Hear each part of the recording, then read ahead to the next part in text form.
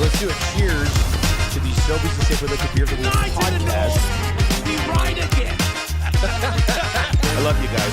Careful, that cake's hot.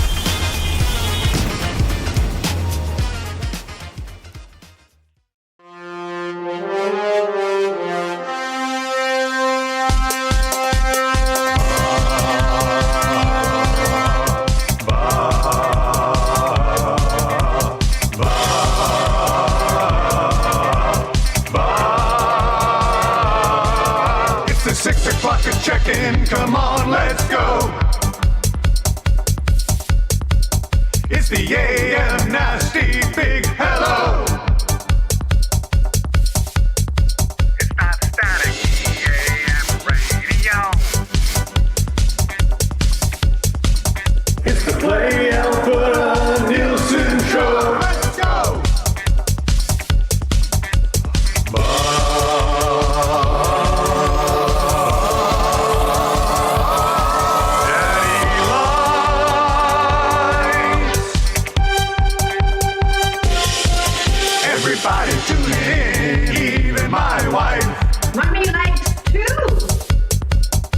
Those Macromala intros are cutting like a knife. Hey, it's Mitch texting in. He's your dealer for life. Let's crack at 6 o'clock. I'm logging with some sirloin bites.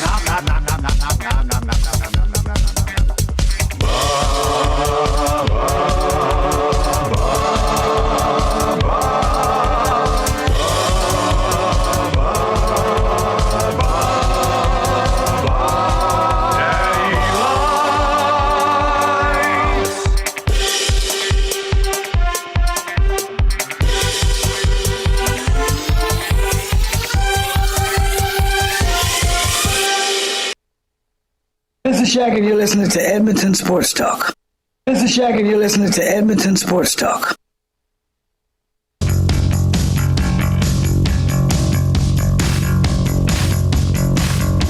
Here she come now, say moaning, moaning. This is Shaq and you're listening to Edmonton Sports Talk. Shoot 'em down, turn around, come on, moaning. This is Shaq and you're listening to Edmonton Sports Talk. Hey, she give me love and I feel alright now.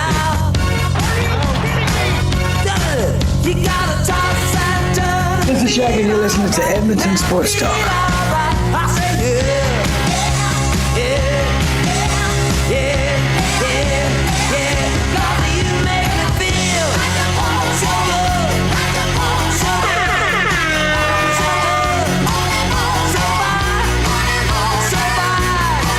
It's alright. This is Shaq and you're listening to Edmonton Sports Talk. Yeah, yeah, yeah, yeah, yeah.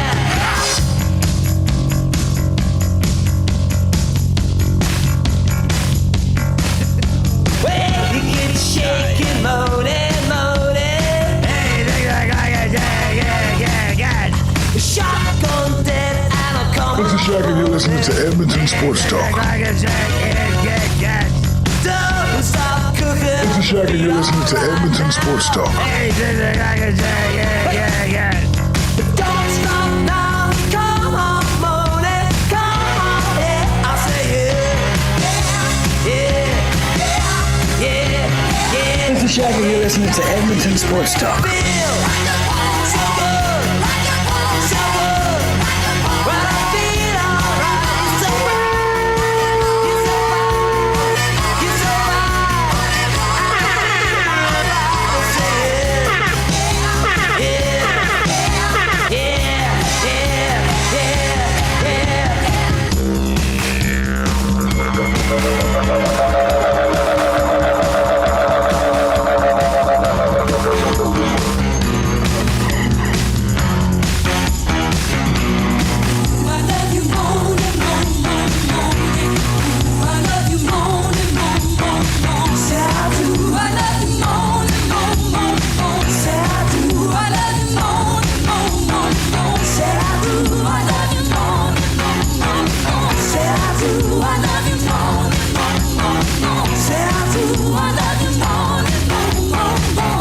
is Shaq, and you're listening to Edmonton Sports Talk.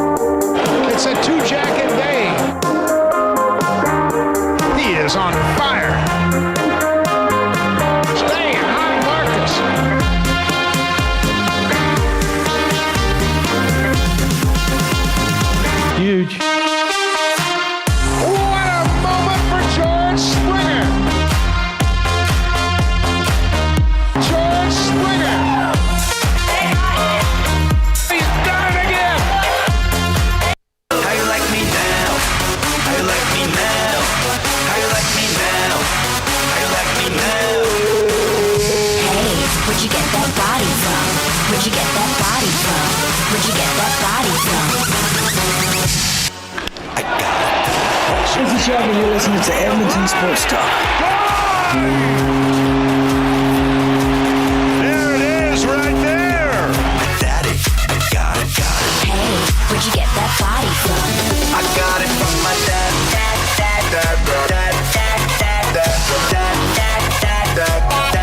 I got it from my dad.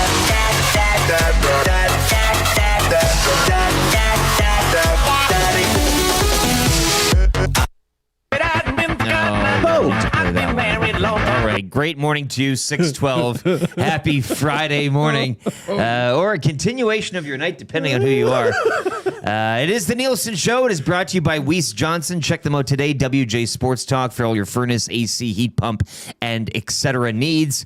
WJSportsTalk.com is where you go. Johnston will help you out. Edmonton Sports Talk, of course, presented by Play Alberta, the title sponsor. Visit playalberta.ca or download the app and make it easy on yourself. Lieutenant Eric, YouTube Trev, Will Fraser with you on another Friday morning. Dustin Nielsen has the call this evening out in the Hammer. Tiger Cats and Lions kicking off week 3 in the CFL. Of course, the Elks part of a triple header tomorrow at 2 as they are home playing their home opener against the Montreal Alouettes down at Play Alberta Field, Commonwealth Stadium. Great morning to everybody listening on 95.7 Cruise FM. Of course, if you are watching along this morning on YouTube, smash that thumbs up. Give us a like, subscribe to the channel. We are kind of slightly off-framed this morning. I think somebody's something's going on there. Fix the camera. You feel closer to me, which I don't really mind, but should I get closer to you? Will that help fix it? Is it fixed? Totally fixed it. Oh, I see it now, yeah. I'm a genius. There we are. Yeah, okay, there it is. Center it up. There Perfect. Good work? stuff. Love it. Love it. Looking good. Feeling good. Sounding good. iHeart, TuneIn Radio app, the source, EdmontonSportsTalk.com as well. Or, as mentioned, 95.7 Cruise FM. Babcock, the Oilers finally get their man. Shut up. Just stop. Stop this. Stop this insanity. I've been stalling Canada, long baby. enough. What's that? Team Canada. Team Canada. Yeah. We did it. We did it. Yes. What an unbelievable night. I've been on cloud 9. Why? Don't be this LT, guy. come on. What? This is your time. Don't People bring your want to hear you. hangover into this. I've got the right mix. I know. You're a little saucy. You're a little. Yeah. No, a big night for Matt Iwanek. And you. Good for him. And not necessarily. It was a great night for us. I'm not What are part you of the talking team. about? I wasn't there. Listen, We had a good time. As In far spirit, as we were. football lifers, you are it. I tip my hat. This has been something that has been your passion for as long as I've known you. I enjoy it. And I have been a casual soccer fan for most of my life. But I've also been a Canadian soccer fan who has I've just accepted that I will always be disappointed. Right? That like will almost qualify for a World Cup and then fall short in the final 2 games of qualifying. You get a goal. Or we actually get to go to a World Cup and we don't score a goal, or we get to a World Cup and we lose every single game, right? Like it has been a trial to the point where I am ashamed to say I had given up on hoping for better. I was very much going into every contest accepting that it wasn't going to be what I wanted. And I couldn't have imagined what happened yesterday. I honestly could not have imagined that I would say that I witnessed that on home soil in the manner in which it happened. I think the only guy that could imagine it was Derek Van Diest. Derek Van Diest called it. Yeah. Derek Van Diest called it. What do you know, DVD? Who do you know? Exactly. Bravo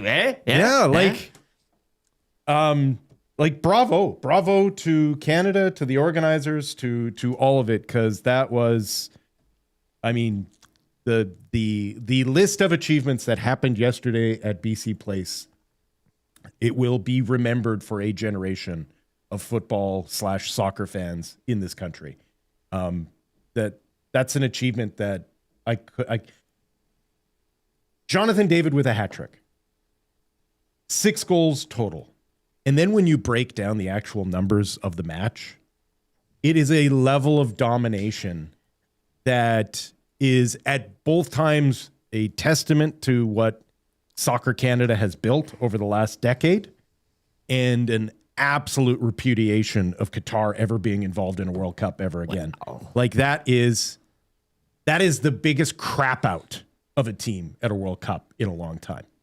Like not just the way that they got beat, but like their manager is a disgrace. Like they're 2 red cards. Like they get dominated in the first half, and you're like, okay, well they've got to show up here in the second half, and they show up less in the second half. The numbers got worse. Mm-hmm. It was unbelievable. I was saying to you guys before we hit the air, I am so used to watching Team Canada with the officials whistling out full time, and that like you can see their shoulders relax, like they're like, oh, finally, thank God, thank God it's over. And yesterday was the first time that the whistle blew, and all the players are like, ran out of time. I was hoping to score 3 more.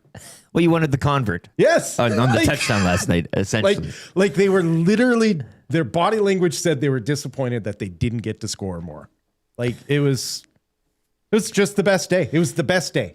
We will have to put Canadian this in, soccer fan. Not necessarily a rant, but a spoken word for an Esty from you. Yeah, to sum up what everybody's feeling. It was beautiful. It was just so good. Well, let's dive into the Paris Jewelers inbox, shall we? Dr. J says, my only hope at this point is that he brings in a great staff, especially defensive coaches, and especially one capable of taking over. DJ Smith could take over in November, Dr. J. Well, that's an interesting point, Dr. J. And Paris Jewelers inbox. It's the bling box. It's the bling box. It's the Paris Jewelers inbox. And they got lots of fancy shiny things. Look at this, look at that. Not just for the ladies. They got jewelry for men too. The ring box, the bling box, the Paris Jewelers inbox. That's right, Paris Jewelers. You do not pay for 1 year. Flexible payment options such as that, parisjewelers.com, where you can visit them in store. St. Albert Centre, Sherwood Park Mall, Londonderry, Kingsway, and over here at West Ed Mall, Canadian and family owned. Chris Fuller in the Nasty Chat, is he talking about the Oilers? Disappointed? Yeah. I think you should clarify that. No, we weren't talking about the Oilers. No. For that brief moment in time, it was the Canadian men's national soccer team from last night putting 6. Balaneski says Qatar is only there because money talks. Yeah. And they hosted the previous World Cup. Yes. Yeah, no, but they did get the draw against Switzerland, which I was very, very surprised. And I don't know if that's a reflection more on the Swiss or them from game one. Guess we'll find out next week. Well, and going into that yesterday, too, the Swiss I mean, it was goalless there with Bosnia Herzegovina for a while. And you're like thinking, okay, good. 4-1. But then, and then, so you're going into that, and that's why it's important that they played after, because they knew what they had to do, and that was score, not just win, but score. It really did. It lined up perfectly Yeah. for Team Canada. Yeah. But honestly, the start of that game, I'm sitting there going, they have to get 3. Right. Well, they have to get 3. Like, we don't know if they can get 2. Well, they haven't won yet. We need to get, Like, they have to. And so for them to respond the way they did, like, shots 31-2, on target 10-0. Like, think about that. Canada got a clean sheet by not having to make a save. The possession numbers are embarrassing. 78% for Canada. It's whack. That's an whack. impossible number. That is an impossible possession number. And even things like passing accuracy.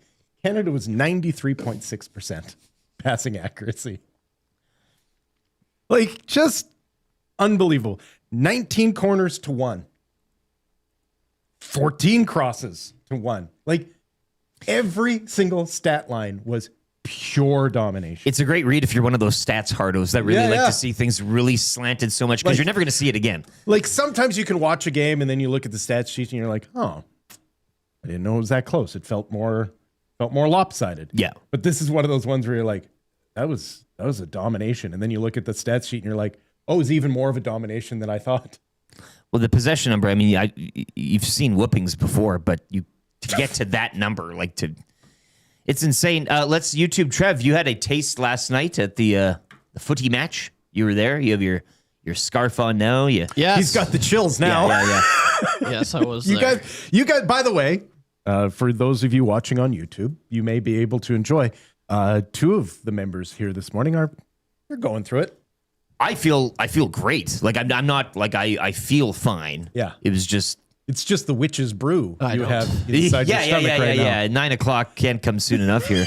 But no, I'm good. I'm good. I'm not a headache or like, oh, but Yeah. It was a wild night. We had a great time down at the cabin. Yeah, You we didn't? did. You're feeling okay. Oh, yeah. I'm feeling great. Yeah. I had a lot of fun. I can You confidently just want to say, be included. Yeah, I was. Thanks for the invite. Oh, yeah, That was yeah. awesome to be a part of that, because if I wasn't watching with you guys, I would have been watching by myself. And the atmosphere. Oh man, like, you guys are a party. Like, well, you should have seen us. Like, I've seen it. The whole row of us, we were just the loudest bunch. We ran bar. That's a perfect way to say it. And we would start a chant, and then everyone else would be like, what are those guys saying? And then they'd start saying what we were saying. And man, there was just no bartender was telling us to be quiet. As a matter of fact, they were great saying staff there. They were like, keep it going. Listen, and the Holtz are legendary as far as their ability to bring the party. oh yeah, absolutely. He brought it. But respectable married Lieutenant Eric. Oh yeah. I remember when the Lizard King used to come out. So Yes. You don't get that too much anymore. No. thank sadly God. enough, yeah. Thank Lizard God. King.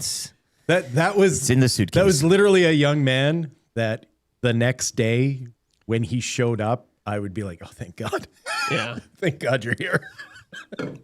You're alive. Exactly. How you feeling? Come How you here, feeling, let me buddy? touch you. There was How are you? a couple years there where I thought the next time I would see him was when the coroner was like removing the sheet. Do you know this man? Yes, unfortunately I do. Yes. Are you okay? Good night, sweet prince. Yes. Close your eyes. Close your eyes. Yeah, I want to give a quick shout out to my Uber driver, Daniel. I Daniel. told him to listen. He's like, I will make sure to be listening in the morning. He's like, I get up at 5. And this guy, just crazy soccer fan. So, Okay. And I will say, I'm proud, boys, because he was asking me questions. And you had answers. And I had answers. He's like, man, Good for you, buddy. he's like, you're a good soccer fan. Hey, I'm like, oh, yeah, I watch soccer quite a bit. I dabble. He's like, I can tell. I'm like, thank you. So that was pretty cool.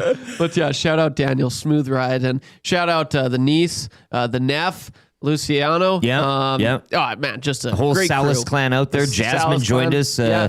near the end. Rob from the Rob from Grove the Grove. showed up there. So, and old Beef Nips was sitting behind Beef us. Nips Beef behind Nips us. and his That was buddy. Beef We were Nips. exchanging high fives all night, and then at the end, he's like, "Hey, it's Beef Nips." I'm like, By the way, the name's Nips. Beef Nips. I liked him. Horse Eyes text in 780-218-9999. Jari still would have let one in. Probably. After reading the Qatar no stats. shots on No shots. You know what? We'll rack that one for text of the day. not bad. You might be off to Royal Pizza, Horse Eyes. You've been a repeat winner. We'll but that's, allow that. That's going to be tough to beat. Jari will still let one in. Beautiful. Royal Pizza, still making it great for over 55 years. You can order online, royalpizza.ca, or pop into one of their 14 locations. $20 to Royal Pizza on the line for the best text. And Horse Eyes right now with a bullet in top spot. See if you can knock that one off today. The Oilers are a PR nightmare, Atif says. They are hiring coaches with the word cock in the name. Babcock, Knobloch, Hitchcock. It comes in from Atif. Deep cut. Yeah.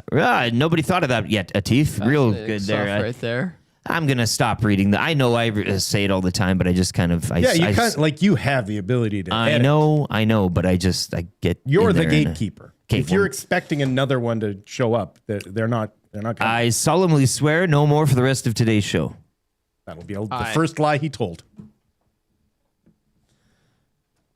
Nasty chat's humming along. Great. RCN. Don't you guys know there's a Leafs trade to talk about? And I promised we'll get to that as well. It is on the front page of sportsnet.ca. Why wouldn't it be? Sports update. Why wouldn't it be? I got you covered. Yeah. Trev's got it all there. It's yeah. Well. I mean, there's some things. I mean, they're not carrying the games well. Why would they want to? It's true. Like, why would you report on something else? But it's so petty. Yeah. It is so petty. Yeah. Let's get to your morning announcements quickly. We've got a sports update here with YouTube, Trev. Lots going on in the sporting world heading into the weekend, both locally and, kind of around the globe, I guess you could say. Golf's underway, PGA, U.S. Open. Got a Corey Connors. Corey Connors is on the course right now. Yeah, love it. So World Cup continues today too. United States in action. But your morning announcements, they are brought to you by the Rundle Park Short Course. Affordable rates for juniors, seniors, and adults. The walkable par 58 has a great family-friendly atmosphere. Perfect for all skill levels, but ideal for shorter hitters and those just learning the game. You can also snag a smash burger at Shorty's after the round. Check them out on Instagram, Rundle Park SC. We touched on the footy. Canada will next be on the pitch. They will, just taking a look now, 6-0 over Qatar last night. So getting into the group standings, they will round out group play against the Swiss, and that'll go down, I do believe, next Wednesday. But just taking a look at the table, how it stands. Well, barring an absolute catastrophe against Switzerland, it means Canada's through to the knockout round. Canada's top of the group. They're even on points with the Swiss, but goal differential, they have 6 and the Swiss have 3. So that goal, and that's why that's so important. I mean, that moving on would be one thing, but winning the group would just be if they win cloud the group, 9 here. If they win the group, it means they get to stay in Vancouver for their first knockout game. And if they were to win that, they would then stay in Vancouver for a second knockout game, which would be...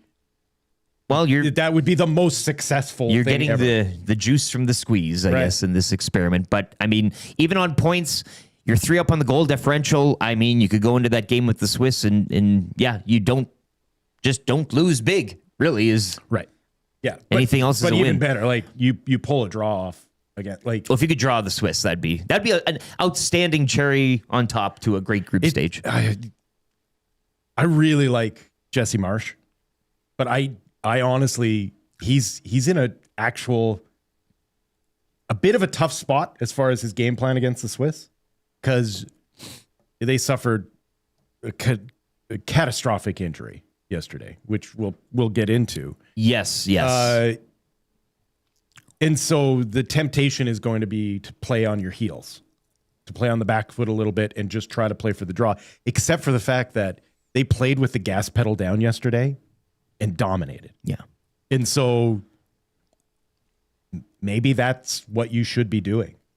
I heard some talk yesterday that Vancouver is the secret sauce for Canada as far as for them playing there, because it's a controlled environment. It's like, I think it's 20 degrees on the pitch, whereas everywhere else it's 30, 32. Yeah. And Canada is a run, like they run. And so them staying in Vancouver actually plays to their strength because it allows them to continue to run. Yeah. So do you play to that? Do you just play with the gas pedal down? I hope so. Yeah, winning the battle but losing the war and losing Ishmael Coney as well last night to a gruesome. We hope he's. I mean, I said earlier too, more important than Alphonso Davies on this team. Especially the way I don't know, that if that's a hot take, play. but yeah.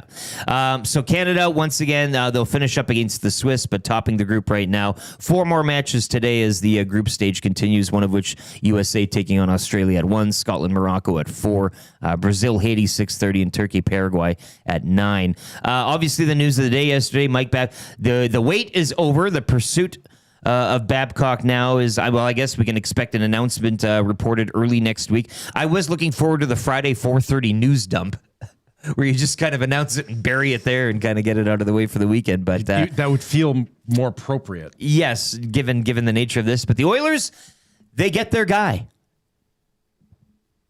The long sought after Mike Babcock apparently coming to town. So your thoughts on that? We all kind of, obviously they had to go through the investigation and everything, but now it's here we are. Expectations. I mean, I know we already have the text on taking a wild crack at his coaching staff, but we'll get more thoughts. I did think, and this comes from not knowing how these things work, but I thought the investigation would have taken longer. I thought for some reason the NHL in its fashion would have dragged this out for some reason. Right. You would have had to wait, but wasn't expecting it to kind of happen this fast. My hunch is that it's well-tilled earth. Right? Like that all the rocks have already been turned over. But we were led to believe it's more than just the pictures and there's other, you just wait. I have no doubt that he has a litany of being a jerk. Yeah. But that's not. But I think we were led to believe that, you just wait. There's something there and it just didn't seem like anything. No, That's what I thought. It feels very much like a high school breakup, where one party is basically saying that he is so mean. No, you don't understand what he said to Becky. Yeah. you don't understand. And so then finally they get you to tell you what he said to Becky. And yeah, it was really bad. But sounds like you should have broken up. Yeah. Yeah. And so did you break up? Yeah. Okay. Yeah. And he should never date again. And he should never be able to date anyone ever again. Wow. It'll make his life a living hell. I guess that's up to the other girls, isn't it? Yeah. And so listen. Some like a guy like that. Well, we may all end up with egg on our face like this and he killed a hobo, right? But rookie hazing got out of control. Hey, not that out of control, I guess. But I guess until the Columbus Police Service stands in front of a podium, really, and issues charges, we probably will never know. Yeah. So your thoughts, Babcock, Canada's men's soccer team. Stories of the day. Baseball's going on. Jays complete the sweep. U.S. Open, all that good stuff. And CFL. Dusty's got the call. Week 3 kicking off tonight. Ticats and Lions out in Hamilton. But we'll save the good stuff for you two. Mitch Marner's mom was fat. I'm Daniel Winnick, and I should have had a better NHL career if it wasn't for that stinking Babcock. Yeah. I don't know. There's a pattern here, right? I think we're probably going to be sitting here. I'm not excusing. 3 years from now, we're going to be sitting here being like, "Wow, Mike Babcock's a real jerk." Sure. Okay. Okay. Nick in the North says, Becky's a boring old idiot. Exactly. All right. That Becky's got a big mouth. She's a big mouth. Let's get to a sports update. If you're listening on 95.7 Cruise FM, we'll get a quick look at the traffic with the always wonderful Pauline Higgins. I heard TuneIn Radio app, edmontonsportstalk.com, or on YouTube. We got the update here with Trev, and it's brought to you by Paramount Flooring. Are you ready to treat your feet? Visit them in store at 10707 184th Street on the West End, or online, paramountflooring.ca. We'll come back with YouTube Trev's trade of the day. We've got the crack pack. We're going back to the FIFA stickers from Wayne's Sports Cards. That's coming up all in the rest of this hour. Don't go anywhere. Lieutenant Eric Will Fraser and for Dustin Nielsen. It is the Nielsen Show, brought to you by Weiss Johnson.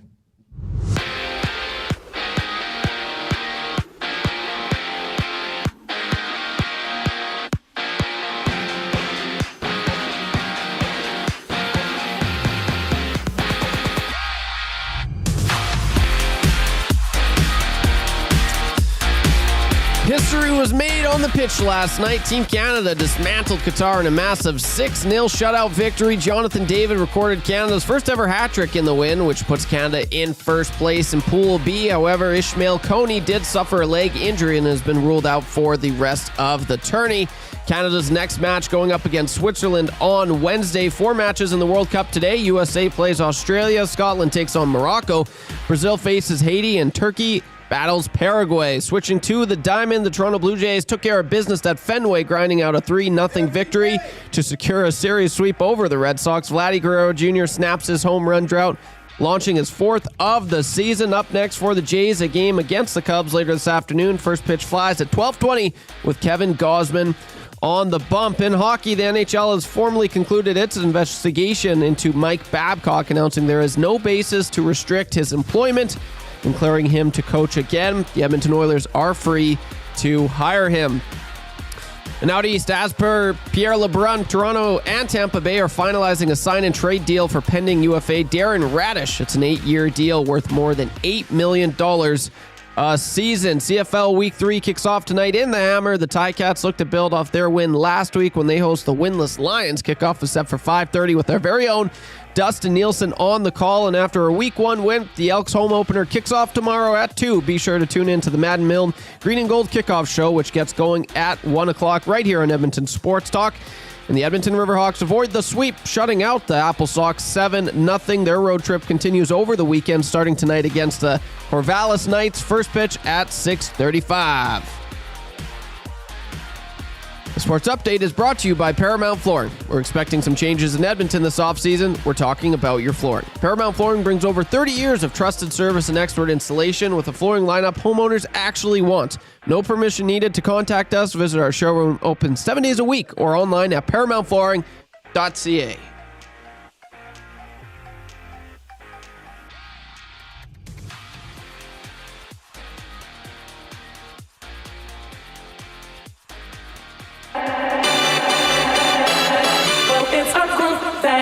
It's got a funky swag. Well, it's a group thing, a group thing. We're moving on, keeping strong. Don't you let them say you're wrong. It's a group thing. We're gonna give you what you want, just as long as you're around. It's a group thing. People, there's really nothing to it. Let your mind rest, my friend, and do it. Remember, it ain't over till it's really over. Groove thing, relax your mind. Moving on, keeping strong. Don't you let them say you're wrong. It's a groove thing. We're gonna give you what you want, just as long as you're around. It's a groove thing. It's gonna make you touch the sky. Your body's moving left to right. You're grooving to the morning light. It's a groove thing. It's time to realize.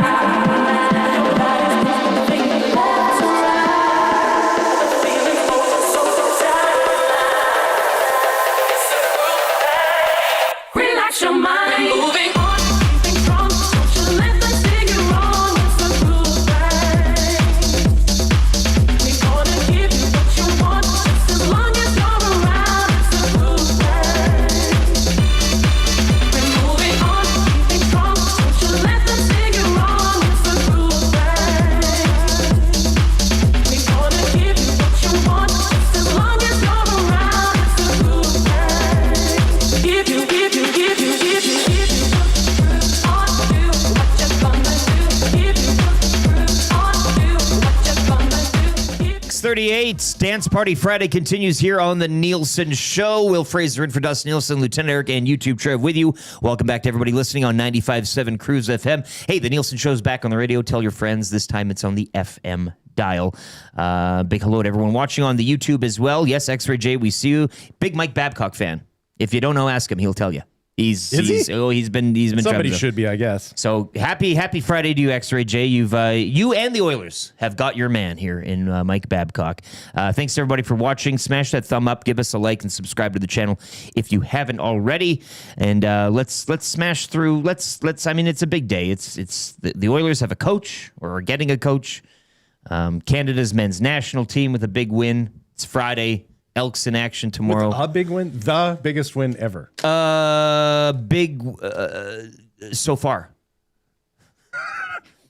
Yes, that's accurate. More as well. tournament to go. 780-218-9999 is the Paris Jewelers inbox. Atif has texted in again, but I'm not going to read it. Burglar says, Leafs complete sign and trade. Daryl Radish, 8x8 per Friedman. Thank God. Yeah. Thank God. We'll discuss that. We'll talk about that with Chris Johnston. He'll join us a little later on at 7. We've got YouTube Trev's Trade of the Day coming up in a matter of minutes. We'll go cracking some sticker packs again for the FIFA World Cup here, courtesy Wayne Sports Cards and Panini. As Matt Iwanek continues to, he'll be back today. He was in Vancouver last night. He'll be back on the Hangout 9 o'clock, as he was the only one leaving Vancouver last night, I do believe. Skytrain all to himself, eh? Like, airport must have just been a breeze. You know, it was all... Everybody's going that way. He's going that way. Exactly. Yeah. Would you say, pardon me. We're swimming his way through the sea of red. So crack pack on the way to finish hour 1. CJ at 7. Play Alberta early bird. We'll cook something up there. That's good for the Italian Center. That's good. We'll talk just more of this conversation.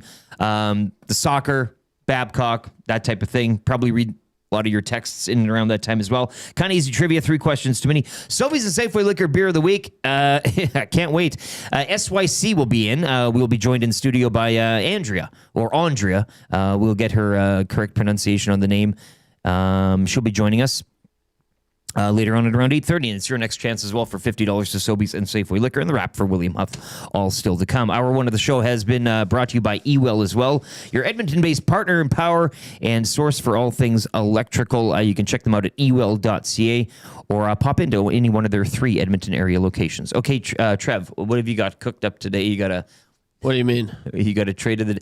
Trade of the Canada. day. Canada. Are you foregoing the hockey trade of the day in favor of soccer talk? Is that what you're doing? What is that? Are you? Looks like you broke your neck. It looks like he's wearing like time I come in he looks here, like Zach. Ernest. Ernest has that character with the neck roll. Did it feel weird for Falling you? from heaven? Did it feel weird? Did it feel weird for you as the lifelong hardcore hockey fan that you are? Yes. You feel weird for you to be in an environment where everyone is on like the same, like they're pulling in the same direction, like yesterday, last night. That's what I mean. Like it was different because like and it made me want to go to Europe. He's got the bug. He's got the bug here. Because like you can be an Oiler fan, but Yeah. like it's very sectarian. Like what kind of Oiler fan? Yeah, are you? it's completely Right? different. Are you someone who is still upset that they traded Hall? Like, Yes. are you like what Oiler fan are you? Because it's always these internecine sort of arguments within Oiler fandom. Yeah, oh, yeah. Right. They hate each other. That makes it not always the most unified group. No, not at all. Whereas yesterday it must have been Unified completely. right. Yes. Yeah, I will not lie. As soon as I got home yesterday, downloaded FIFA. Yeah. Dude, one of the best sports video games out there, if not the best. Man, I totally did. Not to MLB the show, but yeah, FIFA is great, and it got Dusty on for the beautiful sure, dude. game years Yeah. ago. He Yeah. downloaded. It got him. It was the first game that they did the Xbox sensor with, so that Yes. if you got too irate, you got penalized within the game. Yeah. And so like He couldn't understand why he kept. What is this? Yeah. He was getting more progressively mad, and the game kept making him more mad, and it just kept eating itself. So let me get this straight. You're foregoing a trade of the day today just to express your love of the beautiful game. Well, I do have a trade. Okay. But we can still get to that. But I know. express yourself. What was it like? It was awesome, bro. Like, I absolutely loved it. I played soccer my whole life. Sure. And I still do play soccer. And yeah, it was pretty unique. Like, I want to go to Europe now, and I want to be in a bar, and I want to have like for those guys. steins, and just I want to, like just like you see on movies. Oh, I was all in. I love that. And yeah, like those fans. I am that fan. Like, I really am. To my You core. want to be. I think a lot of people want to be. They just don't understand it. And see, and that's the thing. Yeah. I be that fan at hockey games, and people sit down. Please be quiet. Like, Yeah. I'm like, that's not who I am. I am a very loud, rambunctious fan, and I want to be able to express myself. Yeah. But you can't really do that sometimes, and that really gets me Like going. you want that wasn't a problem last You want to night, live baby. and die with your team. Yes. Right. Whereas I think a lot of fans, especially hockey fan, are guarded. Yeah. Right? Like I I don't don't get I don't want to invest too much because it'll hurt too much. Yeah. Right? No So- fights last night either, which is refreshing. Yeah. That's except for on the field at the end of the game. Oh yeah, whoa, yeah. so. No, it was just Once again, I'm all in, Qatar's baby. manager, he's Mike Babcockian levels. of Julian jerk. Lopetegui, he managed West Ham for a while. He had a cup of coffee in the Premier League, and he's got a bit of a weird vibe to him. Yeah, he's kind of a in the post game press conference. They had a couple questions with Jesse Marsh, and then the one guy is like, "So with the manager," and Marsh goes, "I'm not answering any questions about their manager." Marsh is great, man. I like him. He is a vibe. Oh, and you know what? That's a good point. My favorite part of yesterday's match, we're singing the national anthem. They show him. Yeah. He's singing it loud. belting that Incredible. body out. Yeah, and I'm yeah. just like, hell yes. Like, that is awesome to see. I honestly, that was my favorite part. Like Thomas I love Tuchel, that. the German manager of the England national team, he said, I might sing it if we reach the final. Yeah. Because obviously, and you got the English fans singing, 10 German bombers in the air about World War II. Meanwhile, they got a German guy managing the team. Yeah. He's timid to sing it. But you got our American manager in Jesse Marsh, who's just belting out old Canada last night. He was just a little kid. That got you going. Yeah. So, this is, did. I'm very, this warms the cockles? Yes. That's big of you to admit. Thanks, bro. A lot of people are too scared to admit it, I think. No, in this market. Yeah, I know. They need to. They need to. I don't know what they need. But it's good to you go got it for out. a walk. Chill Is out. what they do. It's good you got it out. Yeah, absolutely, And boys. that's nice. And to follow up, if you've been ever timid to kind of dip your toe in the beautiful game, take it from YouTube, Trev. Yes, just do it. Hockey baby. guy. And Yeah. he's here. Look at him now. Embrace he it. survived. But okay, so what is the trade? I mean, for the purposes of this. Okay, yeah, let's rip this Band-Aid off. Yeah. I'll make it quick. The 'cause we algorithm gotta needs its content. We need the crack some poll. We packs need to pretty erect the soon poll. here. The Darnell Nurse theme continues. And I saw an article yesterday, a defenseman out east. Apparently teams are contacting this general manager and there's some interest. And so that's who I saw that and I was like, you know what? Let's do it. I like this player, always have. So today I'm shipping Darnell Nurse, a 2026 second for Buffalo Sabres left shot defenseman Bowen Byram. He's got 1 year left on his contract, so there is that. But he comes to Edmonton. He sees Connor and Leon. I think he'd be I'd be willing to re-sign here. $6.25 million is his contract, which obviously is a lot better than Darnell Nurse's contract. It won't be after next year. No, it'd probably be like right around 8 million, probably. At least, yeah. Yeah, no, you're right. But yeah, you save a little bit. And I know people are saying, "Oh, Trev, like this team, they don't need to get softer." But I counter that. Well, they do need to get quicker. They do need to get a little younger and faster and have. Well, better. I don't know if Byram's quicker. I'd say that they're probably equal. Yeah. But I think the thing is he actually has the confidence to skate with the puck. Okay. Like just noticing him in the playoffs, like he was all over it. By the way, I love this as a trade suggestion. Yeah. This is more in tune with what I think fingers crossed that we see. You hope, yeah. And what I like about it is that Byron's got warts, man. Yeah. Like that guy is an injury. Yeah, and there is that. waiting So to that's happen, why right? they'd be like, oh, okay, you know what? This is actually a return that maybe we'd like. If we remember correctly, during the trade deadline this year, they were all in on Colton Parayko, which is kind of similar to a Darnell Nurse. So I think it's a need that the Sabres kind of want. And you could do 1 for 1, but then if you did that, you would probably have to retain. I'm almost certain you'd have to retain a little bit. And it's also So that's why I throw in the second. It's also a Buffalo somewhat like looking at Byram going, okay, the guy we're bringing in, he's got warts, but he plays every game. Yeah. Right? Like, yeah, there is that for sure. And I know a lot of people, oh no, he's way too weak. He's way too soft. And I'll say this, yes, if you did make that trade, you would probably have to get someone a little bit stronger, a veteran presence on the blue line. And this just in, per sources, as per Kevin Weeks, I'm told Anaheim Ducks captain D. Gudis is gaining interest in several marketplaces. So yeah, something like that. You save some money, you bring in Bowen Byram, and if you could strike a deal with the Ducks to get physical, I'd be all in on that. But the right deal though for Radko Gudis, because he is getting a little bit older. But getting. He is older for sure. But you bring in He's still in aging though. Yeah, but like Yeah, they said about Gudas that he's getting a little bit older 5 years ago. Yeah. Right? Like he is now officially just old. Yeah. So you'll erect the poll here. Yes, I will. Grumpy Cat texts in that trade seems like a legit win-win. RCN says smoke another one, Trev. Laugh out loud. Troll says I can't see Buffalo doing that trade without more from the oil. And I could see that. Like I would never, I throw in a first and a second. People, that's way too much. So if I'm negotiating, I'd start with the second. See, what's your interest there? Okay, exciting to see the results from this. We'll have the poll if you are listening this morning, 95.7 Cruise FM. Or one of the streaming platforms. Pop on over to the YouTube. Have your say. Vote in the poll and vote on YouTube Trev's trade of the day. That's going to come up shortly here. Let's get to the crack pack right now for Wayne's sports cards. Did pop in there yesterday. Nikki, they have a new place on the West End, right next to the Italian Center. They have parking out front. It says this spot is for Wayne's parking specifically. And yesterday I show up and sure enough they have vans going into the Italian Center and stuff. So we walk in there and we had some discussions about parking. But anyways, their new location, bright, big, beautiful. But they got TVs in there. They got the matches on yesterday and everything. So there, you can pop on in, get some packs, crack them, watch the match. If you're willing to walk half a block, there's all the parking in the world. Well, I know that whole the whole place is, but everybody needs to jam in right there when you pull in. That's what always kills me about going there. Beautiful day, there's nothing but parking there. Yeah, there is nothing but parking and people fighting over parking. Well, we need in Edmonton always more parking. Right. Yes, more parking.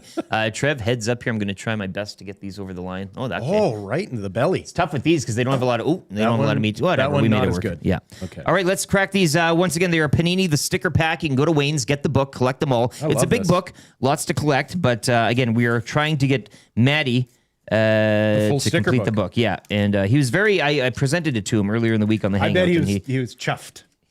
You could tell, it takes a lot to make Maddie smile. Yeah, but don't show too much emotion. Yeah. Okay, so I got a Tunisia team. Oh, Team Tunisia. I also got Korea team. Don't mind that, just the team emblem. Oh, and a Canadian. Alistair Johnston. Nice. On the back end last night, so that's good. Love that. We're going big game hunting here. I got a Jordanian. I got Franck Kessie from the Ivory Coast. We got a Haitian. And Hussein Awar used to be pretty good on the European stage from Algeria. I think so far I just have all of Team Iran. One of those packs. Over the last, yeah. So Camilo Vargas of Romania. I have Ruzbe Chesmini from Iran. I have Sebastian Haller. Mm-hmm. I have Iliman Nadiav from Senegal. I have William Salabar from France. Handsome man there. That's a good looker. Team Morocco. Okay. In action today. And then, is this Czechia? What is this? If you turn it around Kevin in the back. Pina. Okay. I don't know what that is. Reece James of England. I got a look at this Scotland one. Eh? There you go. Oh, kind of want to give that to you. I know, but we got to complete the set. Yeah. Amadou Onana from Belgium. Remy Bensebaini from Algeria. Patrick Wimmer of Denmark. Who's it? Austria. Yeah, that's a Wimmer. Yeah. I got an Uzbek. I'm not going to even try the name there. Michael Boxall out of the All Whites, not the All Blacks of New Zealand there as well. Yeah. Trev, anything of a note? You're just getting into them here? Let's get some Canadians here. Let's get some Canadians. I'm going to butcher some of these names. I'm not even going to attempt some of these. But it is fun. You learn about the world and you learn about other. Merchas Doski. Okay. Nihad Majokic. Butcher this. Okay. We've got Marie Demeril, Vladimir Kufal, Ismail Vuksek. A foreign pack. Yeah. What do you got in pack 2, Will? Any bangers? Well, I've got Team Portugal. Oh, that's nice. Okay. I got Haiti. My team. Team cool. Haiti? Yeah. Rodrigo. Orbelin Panidi. Bentancur. Rodrigo Bentancur. Oh, yeah. Bernardo Sifo Silva. Mabuli. Oh, I got this one. Alan Franco. Okay. Got that over Ibrahim the line. Sadine, Ruben Providence, Wilfried Singo. He's good. Petar Sucic. Okay. I don't know who that is, but I love the name. Petar. Croat. Petar. That's cool. Kenji Gori. Dominik Livakovic. And then my last card. Alessandro Cercati. Not bad, eh? You did well. Good. You did well. Well, that'll add some weight to the My reading's sticker getting book, but better. that's about it. It is. Well, it'll be nice for Maddie to come back Yeah. and add another handful of stickers to the collection here. But once again, they are the World Cup 2026 Panini sticker pack. You can get the packs at Wayne's. Kind of wish they were stamps. A little lick. So that, Yeah. And Maddie's just by the end of George's wife Yes, there, whatever. exactly. Yeah. He gets poisoned. Well, wouldn't that be something? We should just tell them they are was an stamps. They're not stickers, Maddie. You got to lick Maddie, them. you gotta lick Yeah. 'em. You got to lick them. Get yours today. Get the book as well. Collect. It's fun. You learn a lot. If you're new to the sport, you It's learn not very quite a bit. sticky after I lick it. You got to keep licking. Got to keep licking, man. So hopefully Maddie had a good time, and again, he'll be back in the hangout today, 9 to 11, Maddie doesn't go to these things to have a good regaling time. us of. Okay. He was excited. That's not the point. He's excited to get the half and half scarf. He's like, I understand it now. It's to, say I was there. It's a badge He to get. attends to make sure everything goes off without a hitch. That's his job. He's like the Japanese fans. He was cleaning up his section That's right, at the end of the game. Yeah. Whoa, hey, man, this isn't your home. Put that in the garbage. Mind your manners. More Radko Gudis texts flying in.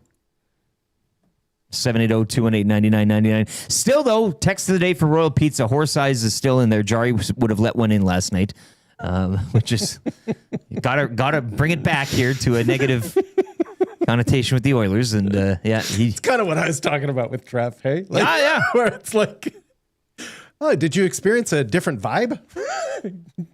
Taking in a different sport?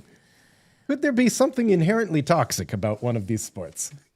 We are coming to you live as well from the Popeyes Louisiana Kitchen Studio. Might be a place I'm popping in later on this afternoon. $5.99 right now. This is the big meal. Mini chicken sandwich or 2 tendies plus a biscuit and a drink for just $5.99 at participating Popeyes locations. Chris Johnston will be joining us shortly after 7.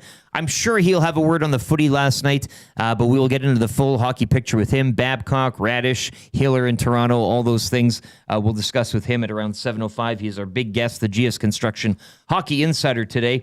Play Alberta, early bird, we'll get to that as well. Maybe look at a little World Cup. Jays completing the sweep in Boston. They're not taking on your Cubbies in Chicago. The one listener who's going down on a boys trip, we wish him well as well. That should be a fun time. Yeah. Well, and Jays riding in hot. I mean, you got to love that. And If you're still in the town, if you're still listening, when you get off the plane, go find a cab. Say, take me to Gene and Jude's in Riverside.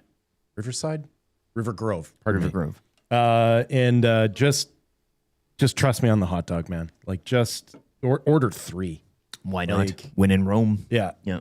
Because if you have one when you first get there, you will make sure to stop there on your way out of town as well. It's literally like a 10-minute cab ride from O'Hare. Ken 4027 in the nasty chat. Man, I feel bad for the Elks home opener tomorrow, and attendance is going to be terrible because a monsoon is hitting Edmonton. Yeah. 2 to 3 inches of rain in one day. Yeah. Is that what that is actually calling for? Yeah, Hey, it's going to be ugly. Yeah, 2 straight days of like highs of 12 degrees. Yeah, it's just. But then it does look like summer. It does look like summer arrives in time for summer. But just for the Elks, you get that win on the road week 1 in Ottawa. You click that. You say, okay, good, 1-0 for the first time in a long time. Man. I know. It's a long year. You get the week off again. You get the bye week. Then you're coming home. The home opener, week 3, Saturday afternoon. You're thinking 2:00, perfect. You can do a little tailgating. You can still have an evening against the Montreal Alouettes. A great measuring stick.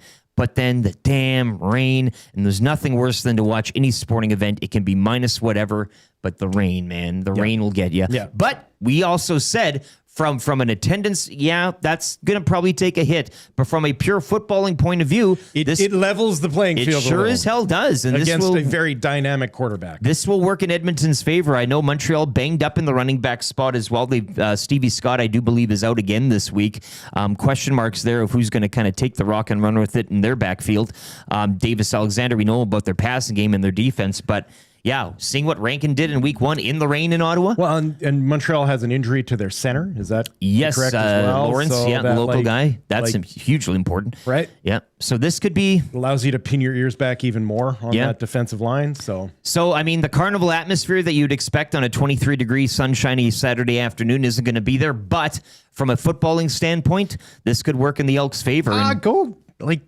Buy a Captain Highliners slicker. No. And just go and enjoy yourself. Look, we went to the Canada-Uzbekistan match in the rain as well. People showed up. Commonwealth was packed. Why can you not do it for this? Yes. I'm saying, again, it's not favorable to watching in rain, but it can be done. You can do it. You're blessed at Commonwealth with a great you can take a break. There's places to escape. Yeah, absolutely. So tailgate will still be going on. People will still be down there, and make a memory for yourself. Go down, as Will said, get the slicker, do whatever you got to do. Hell, my buddy Ryan he bread bags over the feet inside the shoe. Get creative and have a little fun with it. Full grade 2 recess. Yeah, and the beauty of the Elks too is their team colors match regular rain ponchos in the yellow. Sometimes you go to, if you're cheering for a team and your colors are red and it's raining, well, everybody's wearing yellow and it kind of looks, this is fine. You're going to blend right in. You'll blend right in, exactly. So, yeah, get down there. 2:00 tomorrow, kickoff. Of course, the tailgate will be going. Don't let a little rain scare you. Show everybody what Edmonton's made of. And that's a true testament. If you want to get out there and really show the nation, this is Edmonton. We're tough. Little rain's not going to scare us away for the football team, and we'll see if the Elks can stretch to 2-0 tomorrow afternoon. Let's get out here. Hour 1 of the Nielson Show was brought to you by Ewell. Once again, Ewell, your Edmonton-based partner in power and source for all things electrical. They have the gear you need for your next electrical project. They got 3 locations in the Edmonton area, or you can order online anytime at ewel.ca.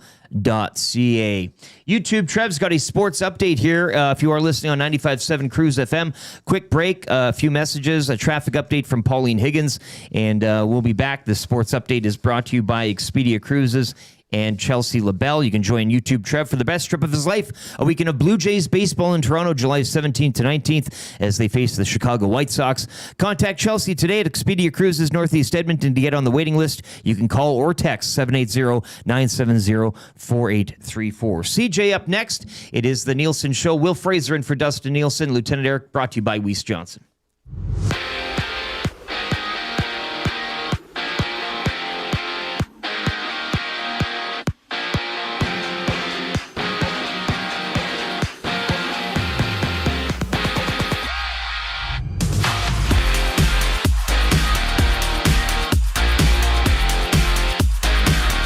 History was made on the pitch last night. Team Canada dismantled Qatar in a massive 6-0 shutout victory. Jonathan David recorded Canada's first ever hat-trick in the win, which puts Canada in first place in Pool B. However, Ishmael Coney did suffer a leg injury and has been ruled out for the rest of the tourney. Canada's next match going up against Switzerland on Wednesday. 4 matches in the World Cup today. USA plays Australia, Scotland takes on Morocco, Brazil faces Haiti, and Turkey battles Paraguay. Switching to the diamond, the Toronto Blue Jays took care of business at Fenway, grinding out a 3-0 victory to secure a series sweep over the Red Sox. Vladdy Guerrero Jr. snaps his home run drought, launching his 4th of the season. Up next for the Jays, a game against the Cubs later this afternoon. First pitch flies at 12:20 with Kevin Gausman on the bump. In hockey, the NHL has formally concluded its investigation into Mike Babcock, announcing there is no basis to restrict his employment and clearing him to coach again. The Edmonton Oilers are free to hire him. And out east, Toronto and Tampa Bay are finalizing a sign-and-trade deal for pending UFA Darren Radish.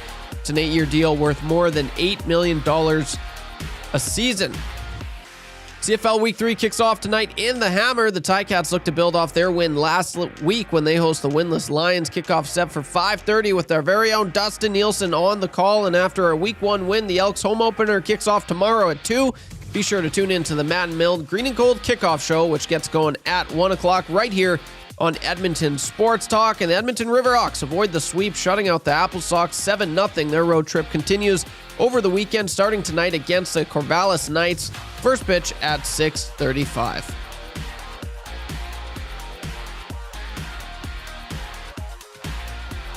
The Sports Update is brought to you by Expedia Cruises. Join YouTube Trev for the best trip of his life. A weekend of Blue Jays baseball in Toronto, July 17th to 19th, 2026. Contact Chelsea LaBelle at Expedia Cruises in Northeast Edmonton to join Trev in Toronto. Call or text 780-970-4834.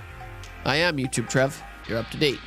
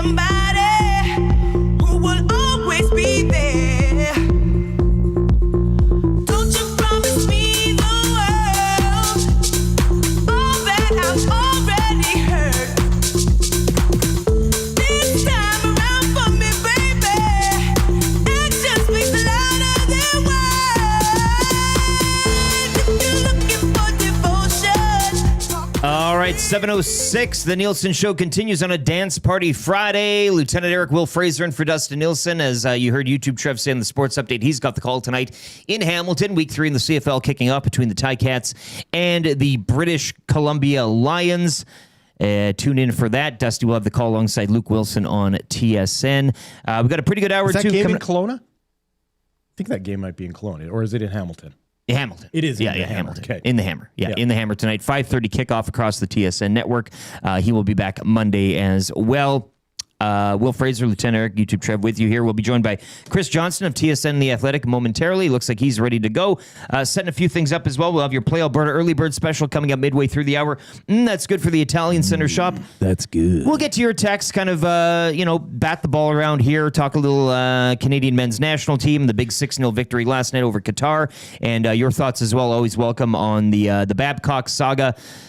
Just another chapter, I guess, as the investigation is done. The Oilers have got the green light. An announcement expected sometime early next week. So your thoughts on that always welcome as well. 780-218-9999 is the Paris Jewelers inbox. We're looking for a Royal Pizza text of the day. Horse Eyes had it here. Jari would still let one in last night in terms of the lopsided score in the soccer match. But Rip City Step comes over the top rope. I've never been as disappointed in anyone as I am in Iwanic for showing up to work today. Which is a pretty nice... I think that's fair, actually. Usually we're not disappointed for people showing up. You'd say, good on you. But join the crew. Yeah, well, he will be here. 9 o'clock, 9 to 11 is the hangout. Maddie, fresh from Vancouver in the big win last night. We should be right now worried, right? Has anyone heard from Iwanic? Like that's I've never uttered that phrase in my life. That's how we should be feeling after what he got to experience yesterday. That it's kind of like, geez, I hope he turns up. Oh, yes. But instead, nope. No, we know exactly where he's going to be. No one needs to check in. Absolutely. Not a chance. Yeah. Not a chance. Well, we'll ask our next guest what he would do in that situation. Yeah, let's bring him in right now. He's ready to go. Chris Johnston of TSN and The Athletic. He is your GS Construction hockey insider today. GS Construction, proud to serve our communities, and they're hiring now. If you're looking for work, they're looking for you. Experienced top men, pipe layers, and operators. Head to gsconstruction.ca, click on careers to find out more, and he joins us on the Firehouse Subs hotline. Chris, you would be forgiven if you were in Vancouver last night enjoying that match and not able to do your hit this morning. I think we would all say, well, he's out enjoying himself, and as you should after that, probably have a night, make an evening of it, and maybe even an early morning. But your thoughts last night? I mean, I know you were a man of a wide sports diet, not just the hockey. Canada, huge win. Yeah, and I got to be honest, I was a little nervous about that game. You know, obviously Canada needed to get the win, and so impressive to see them go out, take the lead. You know, obviously Qatar goes down 2-man. It becomes an easier and comfortable second half, but you know, we're taking care of business here, man. I'm so excited to see them get out of the group stage, get to a knockout game, and hopefully go even further than that. Yeah, it was wild we're taking steps. You get a draw. Okay, well, last year or the last tournament, you get a goal, but to get that win and firmly 6-0 on home soil was just, I mean, if you were there, you'd probably want to stay there. But Matt Iwanek is rushing back last night through the airport, and we'll be back on the air later today. So. You just made 54,000 lifelong friends, right? Yeah. You'd think you'd want to spend some time with them. It's a vibe. You don't want to get out of the pool just yet.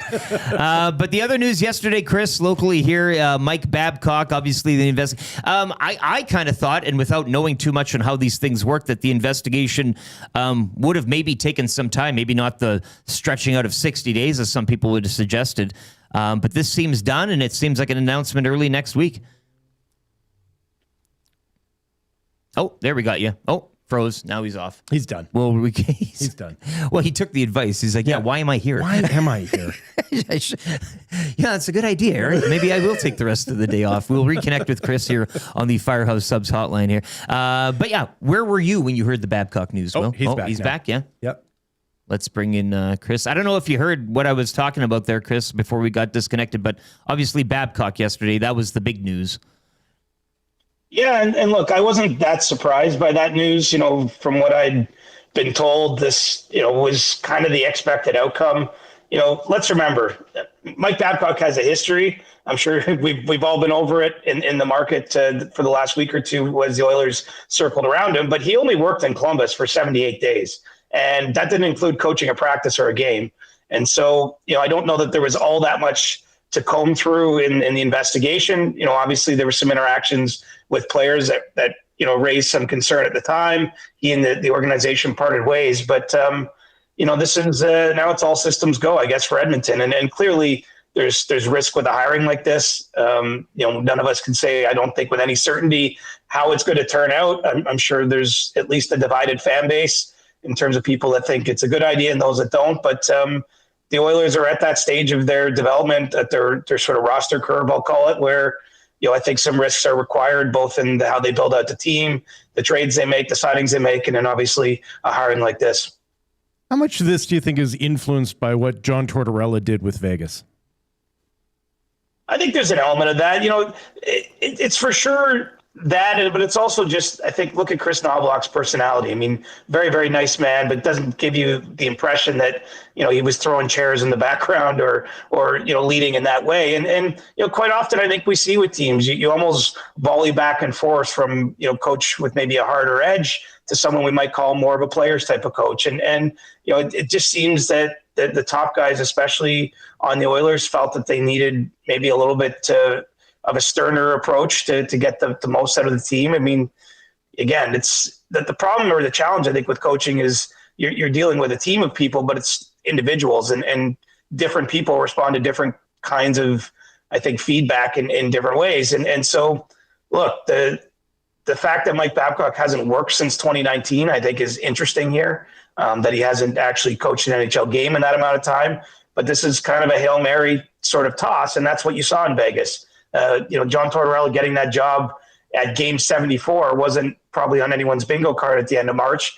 And yet, you know, it got the Golden Knights within 2 games of winning a Stanley Cup. So, you know, I think that you can see some influence there, but I think it's also dictated by the coaches that have preceded Babcock in Edmonton.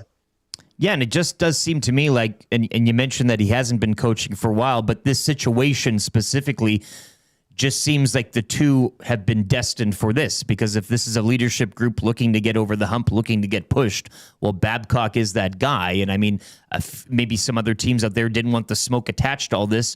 The Oilers have made some hirings in the past that have come with a lot of smoke. They're kind of used to this by now. So in the end, it just does seem like, leadership group signing off on it, hard-ass coach, they want to get over the hump. Seems like everything kind of connects there. Any stabs? I know McFarland worked under Babcock during the time in Toronto. DJ Smith maybe coming aboard. Do you have any guesses as to who might be filling out the staff? I know it's early days, but...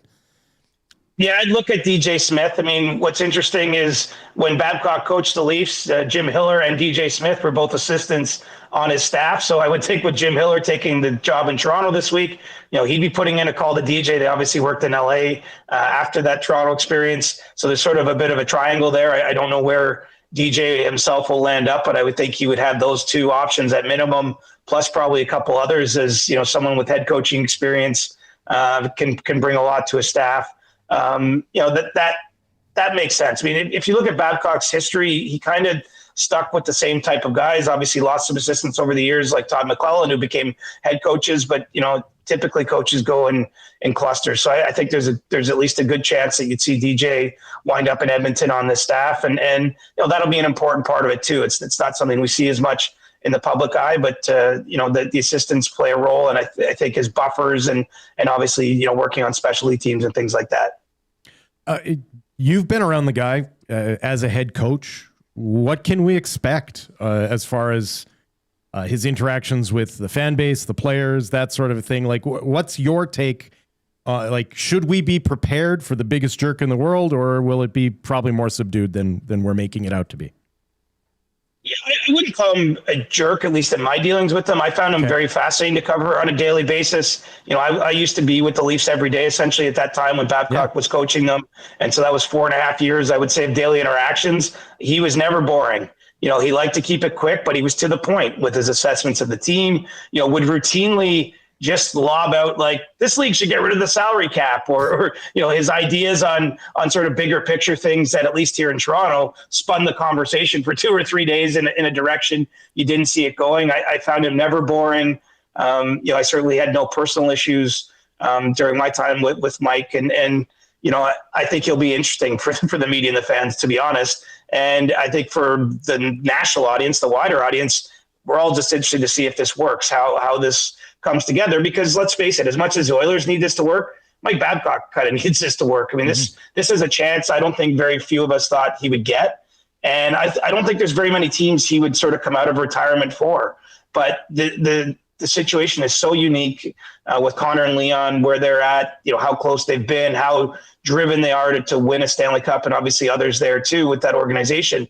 I just think this is going to be big billing, around the league, not just, for the local fans of the Oilers. It is a high risk maneuver, right? Like this is a high wire act that, if it's right, I mean, the best team, the best hockey team I've ever witnessed was the one that Mike Babcock coached at the Olympics. I've never seen domination from a squad like that one that he had dialed in. And is that the pie in the sky hope that you have if you're an Oilers fan when you see a Mike Babcock, that if it works, it can be pretty phenomenal?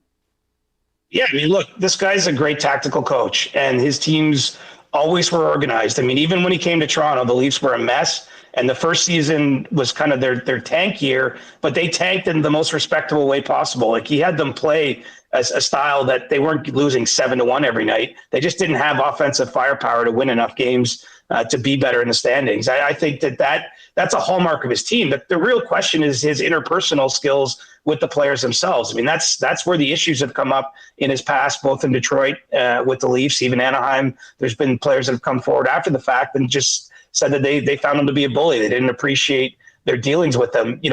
I think the question for Mike as he takes this job is, has he reflected?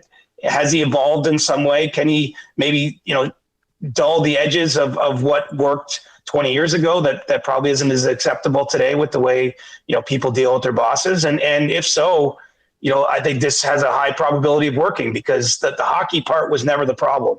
It was more how he dealt with some of his players that has caused issues in Babcock's past. Do you have another one on Babcock? Or? No. I just wanted to go to Toronto as well with Jim Hiller. I mean, thoughts on that appointment? Already the Wall trade earlier in the week looks like a sign-and trade with Darren Radish here, but your thoughts on everything in Toronto, which we were led to believe they interviewed thousands and thousands of people for the job and ultimately landing up on Hiller, which kind of took us a bit by surprise. It did, but I'll say this. It's obviously not a headline name, which is sort of what you expect, I think, when you hear them talking to that many people. But I think it does make a lot of sense. I mean, Jim Hiller, having worked with the Matthews and the Nylanders early in their careers, he's not coming in blind in terms of having a relationship with those guys. He's known as more of the interpersonal stuff with him is solid. He's not a hard ass. He's not Mike Babcock, even though they've worked together in the past. And I think that's kind of what the feeling in Toronto was. They needed a little bit more of a kumbaya type of feeling. And he's a thinker. He's into analytics. He launched an analytical company 10 or 15 years ago. He's a believer in the sorts of things the front office believes in. And I think that at least gives you a setup for potential success if you have that alignment through the organization. So I think it's a logical outcome. I don't know if it's going to work. The Leafs are it's different than Edmonton because I don't think they're as close to winning a cup, certainly as the Oilers could be, but they have to make some bold decisions at this stage of their growth and not knowing where they'll be with Matthews in 2 years' time. So you're seeing them make some bold trades, big signing of Radish, hiring Hiller, I think is a step in that direction. And what I'll say about both teams is I don't think either is going to be boring. I don't know if they're going to get as good or great as they want to be next season, but neither is going to be boring. I'm glad you used the word bold because that's what I wanted to ask you. Is Chayka making decisions to be different, or is there a strategy here? And so by you saying that these are bold choices that he's making, obviously you think that there is something sort of a method to his madness, because from this far away, I can't quite tell if he's just trying to be different or if he has a strategy here. He has a strategy. I mean, the one thing he had promised when he was hired is he was going to remake the blue line. And that was a clear area of weakness for the Leafs last year. It's a difficult thing for any team to do if you don't have those types of players because they don't move a lot. And what is Darren Radish? He was going to be the top or second most in-demand free agent on the UFA market. There's massive risk in trading for a guy who's 30 years old, who's had one amazing outlier season, which is what Radish had this year with 22 goals and 70 points. But I think the Leafs need to take a risk like that. And so they go out and get him before he hits the market. They give him a contract Tampa wasn't willing to. And so I think that makes a lot of sense. They need puck movement. They need someone to man the top power play unit. Those are certainly things I think you can expect them to do. Will this work? I don't know. Let's tune in September 29th and beyond and see what they like. With the goalie trade they made earlier in the week with Philadelphia, Joseph Woll too often was too unavailable for this team. When he played and when he played well, he was excellent. I mean, a top 5 or 6 technical goalie in the NHL. But, he wasn't healthy enough and he missed some key times. And so they've viewed their goaltending situation as a position of strength and made another trade, which brought in Emil Andre, who's a smaller defenseman, but another guy who can move the puck. I think that these are targeted moves. Whether or not they'll work, I still want to see the whole picture. The Leafs have to move off Morgan Riley. I know it's something they're going to do.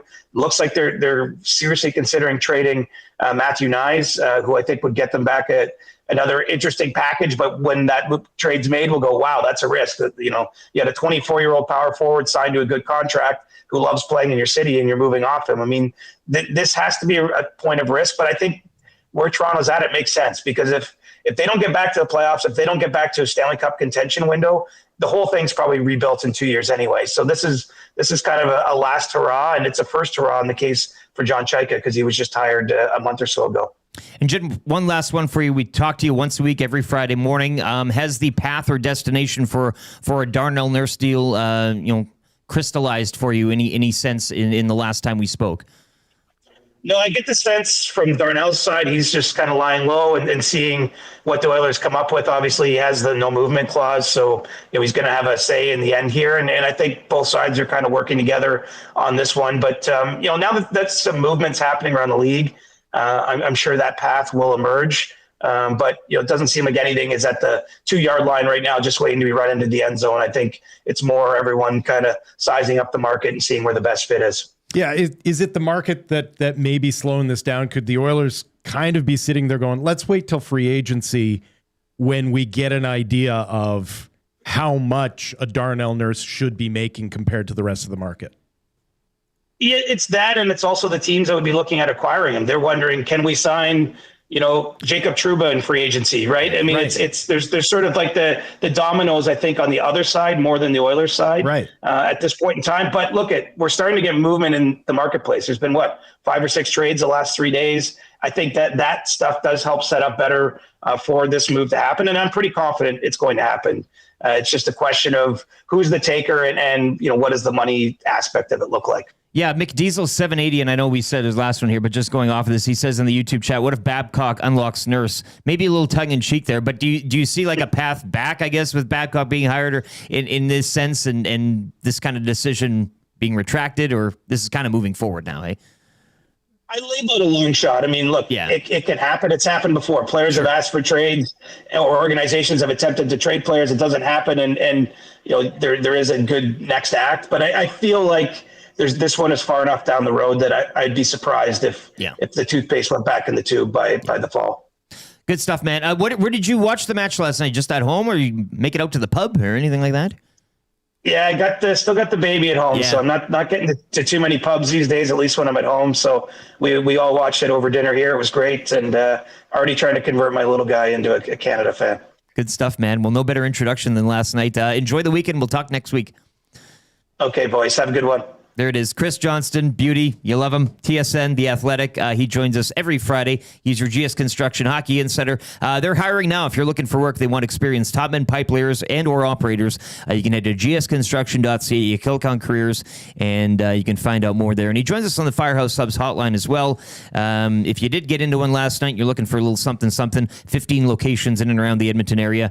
That's speaking to you. Hey, Trev, YouTube Trev, a Firehouse Sub today?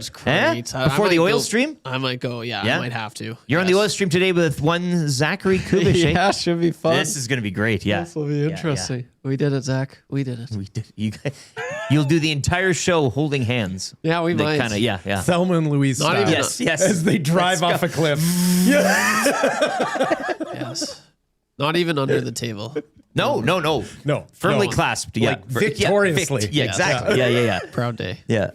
YouTube, Trev and Zach will have your oil stream today. Hangout, of course, 9 to 11. Matty Iwanek returns to Edmonton from Vancouver last night. What else was he supposed to do? Why wouldn't I be? Yeah, exactly. It's my job. Okay, good point, Matt. I cannot wait till he gets in. He'll be so bright-eyed and bushy-tailed. He'll just he'll have the Canada Qatar half and half scarf. It was a lot of fun. Yeah. Yes. Yeah. It was a lot of fun. Yeah. It was a lot of fun. Yeah. Yes, it was a good time. And he's talking about the flight home. It was a good Service was excellent. I really like a Biscoff cookie. Yeah. I used my points. Yeah, exactly. Let's get to your... I was so happy I splurged on the exit row. Yeah. Another ginger ale. Yeah. Oh, man. Coming. God bless Matty. He'll be in the hangout later today, 9 to 11, probably doing the lock shop as well, 11 to noon. And then we got the oil stream, noon to 1, YouTube, Trev and Zach.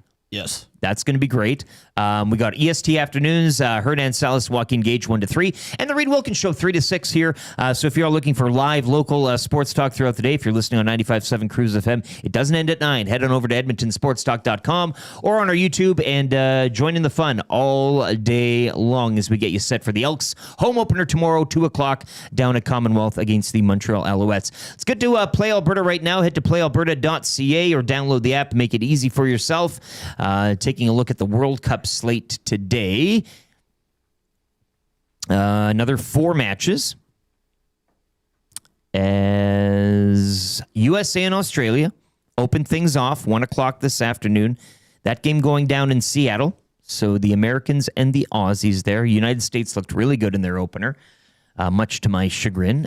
Scotland, Morocco at 4. It did hurt a little, didn't it? Well, I was hoping like we're all cheer for teams, but you also hate watch teams. Like and I USA, love hate watching. Because there's very few things that feel better than watching USA fall flat on its face. Yes. And I didn't really think, I don't think that they're really propelled to make a strong run. They should get out of the group, I guess, but it'd be funny hosting the World Cup and they don't get out of the group. That to me would be the big win. Chef's kiss. Yeah. Scotland, Morocco later today at 4. That should be a cracker, actually. Brazil and Haiti at 6:30. Brazil needs to wake up a bit. This could be the match they do it. If you're looking to lay something on player props, maybe you look at Brazil taking on Haiti later at 6:30. And Turkey and Paraguay later at 9 will be your nightcap. I would not be surprised if what happened yesterday wakes up the other top squads. Right? Them watching Switzerland do what they did and then Canada clearly doing what they did. Well, you wonder if there's going to be some other top squads that go, oh, right, let's go dominate. Yeah, France got the win. England, of course, they were knotted at 2 at halftime, ultimately going on to win 4-2 in their opener. Argentina, Messi doing what he did. Germany, though, with that 7-1 thumping of Curacao. Curacao got a goal, which was to them, that's a celebratory thing in itself against a side like Germany. But you're right, during the Spains and all that. Yeah. So I'd see Brazil. I don't think this is the strongest Brazil side ever, but it's still Brazil and taking on a nation like Haiti, no offense, but they should probably maybe open themselves a little more today. So if you're looking to player props, I guess maybe look to that Brazil match and find a couple guys there. Jay's also taking on the Cubs. What are your thoughts on the Cubs this year? I mean, You're not a die-hard, but you're an observer. I love the Cubs. Yeah. I love the Cubs so much that if they are in a position nearing the All-Star break, I won't talk about them because I'm afraid I'm going to jinx them by talking about them. The mere fact that I'm talking about them right now should tell you how I'm feeling about my Cubs this year. 39-36, 7.5 back of the division-leading Brewers. They were an absolute wagon through the first month and a half of the season. They were dominating, and they have definitely come back down to reality over the last several weeks. 5-5 in their past 10. Yeah. They're coming off a victory. Jays, of course, though, coming off that sweep in Boston, so they're riding high. They and the Jays actually have some similarities in that good should be better. Yeah, that's fair. I think with the Jays too, and health that's certainly was paramount earlier in the season. But Kevin Gausman on the bump later on. It's an afternoon game, hey? The opener? Oh, yeah, man. It's Wrigley Field. 12:20. 12:20.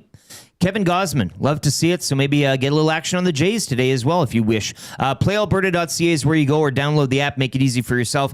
And remember, if you are laying a prop or any sort of World Cup Jays bet today, use your Game Sense. Hour 2 of the Nielsen Show, brought to you by Game Sense. When gambling, set a budget before you play. Stay informed. Visit GameSenseAB.ca to learn how. Remember, if you gamble, use your Game Sense. Also, some CFL.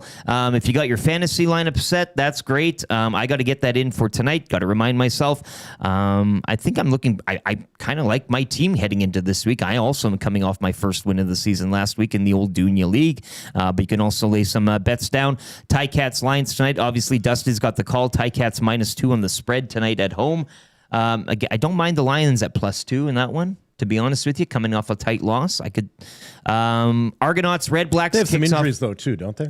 Yeah, I think Barry Hill was banged up, but I still like. You always take the over when the Lions are involved with that Benavides defense. I'm saying the over set at 59. I would take the over tonight with Bo Levi and Nathan Rourke at the helm. Argonauts, Red Blacks, that starts the Saturday threesome on the CFL slate. Toronto visiting Ottawa. Toronto -1 point favorite on the road there.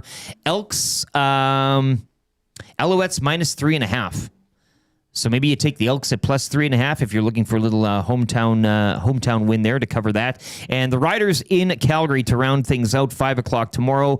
Riders going in as a -1.5 favorite on the road there. So anything CFL World Cup, Jays baseball, head to playalberta.ca or download the app. And remember, if you're laying down a bet, use your Game Sense. Let's get to a sports update here with YouTube Trev. We'll be back with a little that's good. Probably diving that's good back into the match from last night because that's great. I mean, that's fantastic. That's good. That's outstanding. Yes.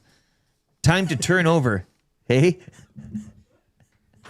It's a new day. Yeah. And they look forward to Switzerland on Wednesday.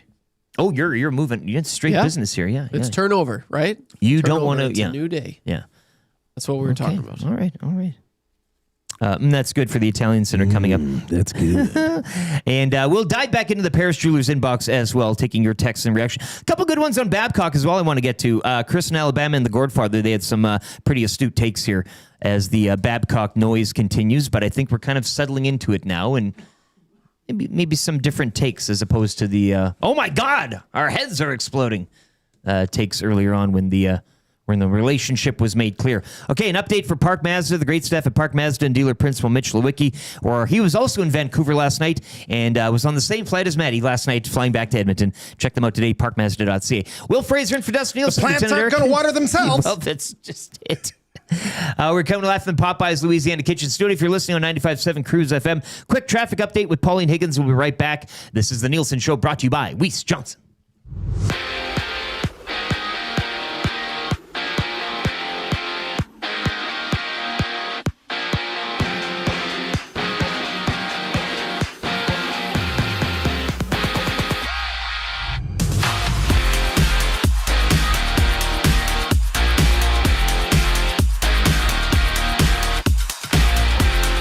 History on the pitch. Team Canada dismantles Qatar 6-0. Jonathan David secures Canada's first ever hat trick, pushing the red and white to the top of the Pool B.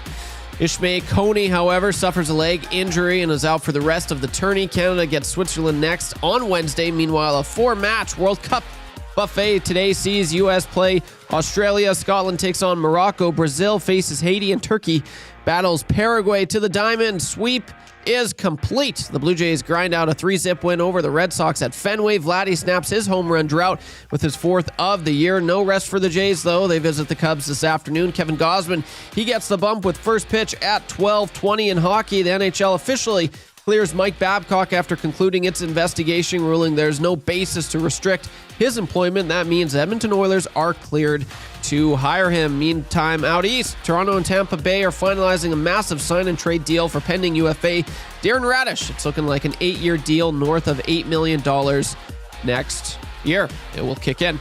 CFL Week 3 kicks off tonight in Hamilton. The Ticats host the winless BC Lions, trying to build off last week's win. Kickoff is at 5:30 with our very own Dustin Nielsen on the call. Then tomorrow, the Elks home opener kicks off at 2 o'clock. Get your preview with the Matt and Milne Green and Gold Kickoff Show starting at 1 right here on Edmonton Sports Talk. And finally, the Riverhawks avoid the sweep, shutting out the Apple Sox 7-zip. They start a weekend set in Corvallis tonight at 6:35. The Sports Update is brought to you by the great staff at Park Mazda and dealer principal Mitch Lewicki, your dealer for life.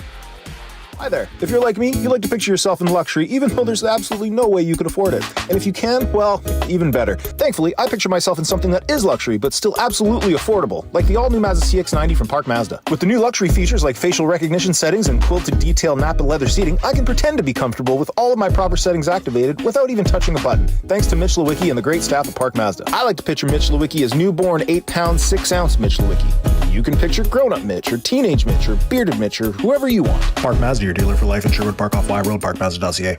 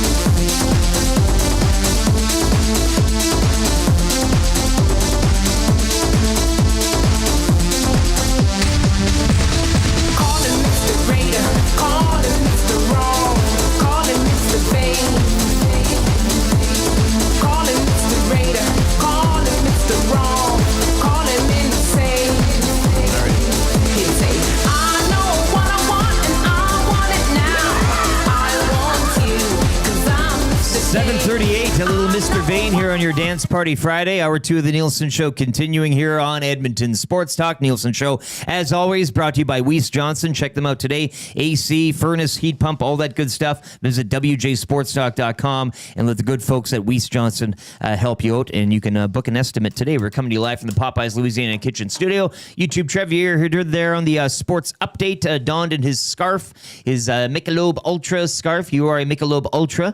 Now you are an Ultra. You're a Canadian Ultra. Yes. That's what they call them. Yeah. It says somewhere. I'm an Ultra Canadian. You're an fan. Ultra, yeah. Lieutenant Eric, Will Fraser in for Dusty Nielsen, who is popping up in the Nasty Chat, I do see. Nice. Yeah. Dusty, welcome to the show. I know you're probably going to do your CFL weekly walk video that you usually do and posting on the X. I love it. But if you'd like to join in, Dusty, we do have a little open line. Grab a line if you want to. If you want the link, I mean, we'd be glad to have you. You can talk about whatever you want. Maybe the match last night, Babcock. I know you're sitting on takes and you want to. You know, Dusty, like he's itching to. That's why he's itching to get an opinion down. Yeah. If he had been on the pitch yesterday for Team Canada, how big of a scrap would he have gotten into? Just so What is happening? What is happening? He would have lost his mind. Yeah. Right? Like, that's awesome. Yeah. Dustin would have turned that into an international incident. Yeah, probably. Yeah. Just the face. Oh, yeah. Just running the. Oh, yeah. Grab a line if you want, Dusty. We'll send you the link if you like. But let's get into that's good for the Italian Center right now. That's good. I got a chance to pop by there yesterday as I was in Wayne's as well. It's just such a convenient little spot down there on the West End. But pop in yourself, get some paninos. Hey, it's going to be a little wet tomorrow. Go down today. Friday. Today is supposed to be really nice. Sunshine. Get down there. Hit up the patio at the Italian Center. Doing an oil change today because it's so nice. I was going to do it. Oh, is that what you're going to do? Yeah. But it looks like the weather's, so I'm going to do it a little early. Doing the oil change with one hand and a panino sandwich in the other as you go, right? That's heaven. That's you're checking all the boxes there. Just stay underneath the old Ranger. Yeah. I shame eat under there. That's good. Share where you were watching last night's game. Were you out and about? Because, of course, this is one of those things. I remember, last World Cup, we got the goal. I mean, I'll never forget that. It's one of those moments. It's a moment collectively for the nation. We're all kind of together, whether you're out in Vancouver like Maddie and coming back today for work, or you're out at a pub enjoying yourself. Let us know where you were. We were told like 7 years ago that this was going to be a build. Yeah. For soccer in Canada. Yeah.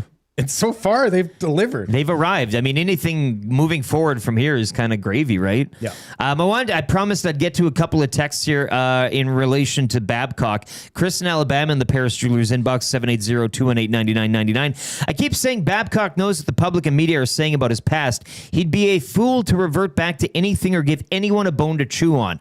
I feel we get the best of him and the coach who will give them a great chance to win. And you kind of got to, I know second, third chances, blah, blah, blah, and it doesn't even get off the ground in Columbus there.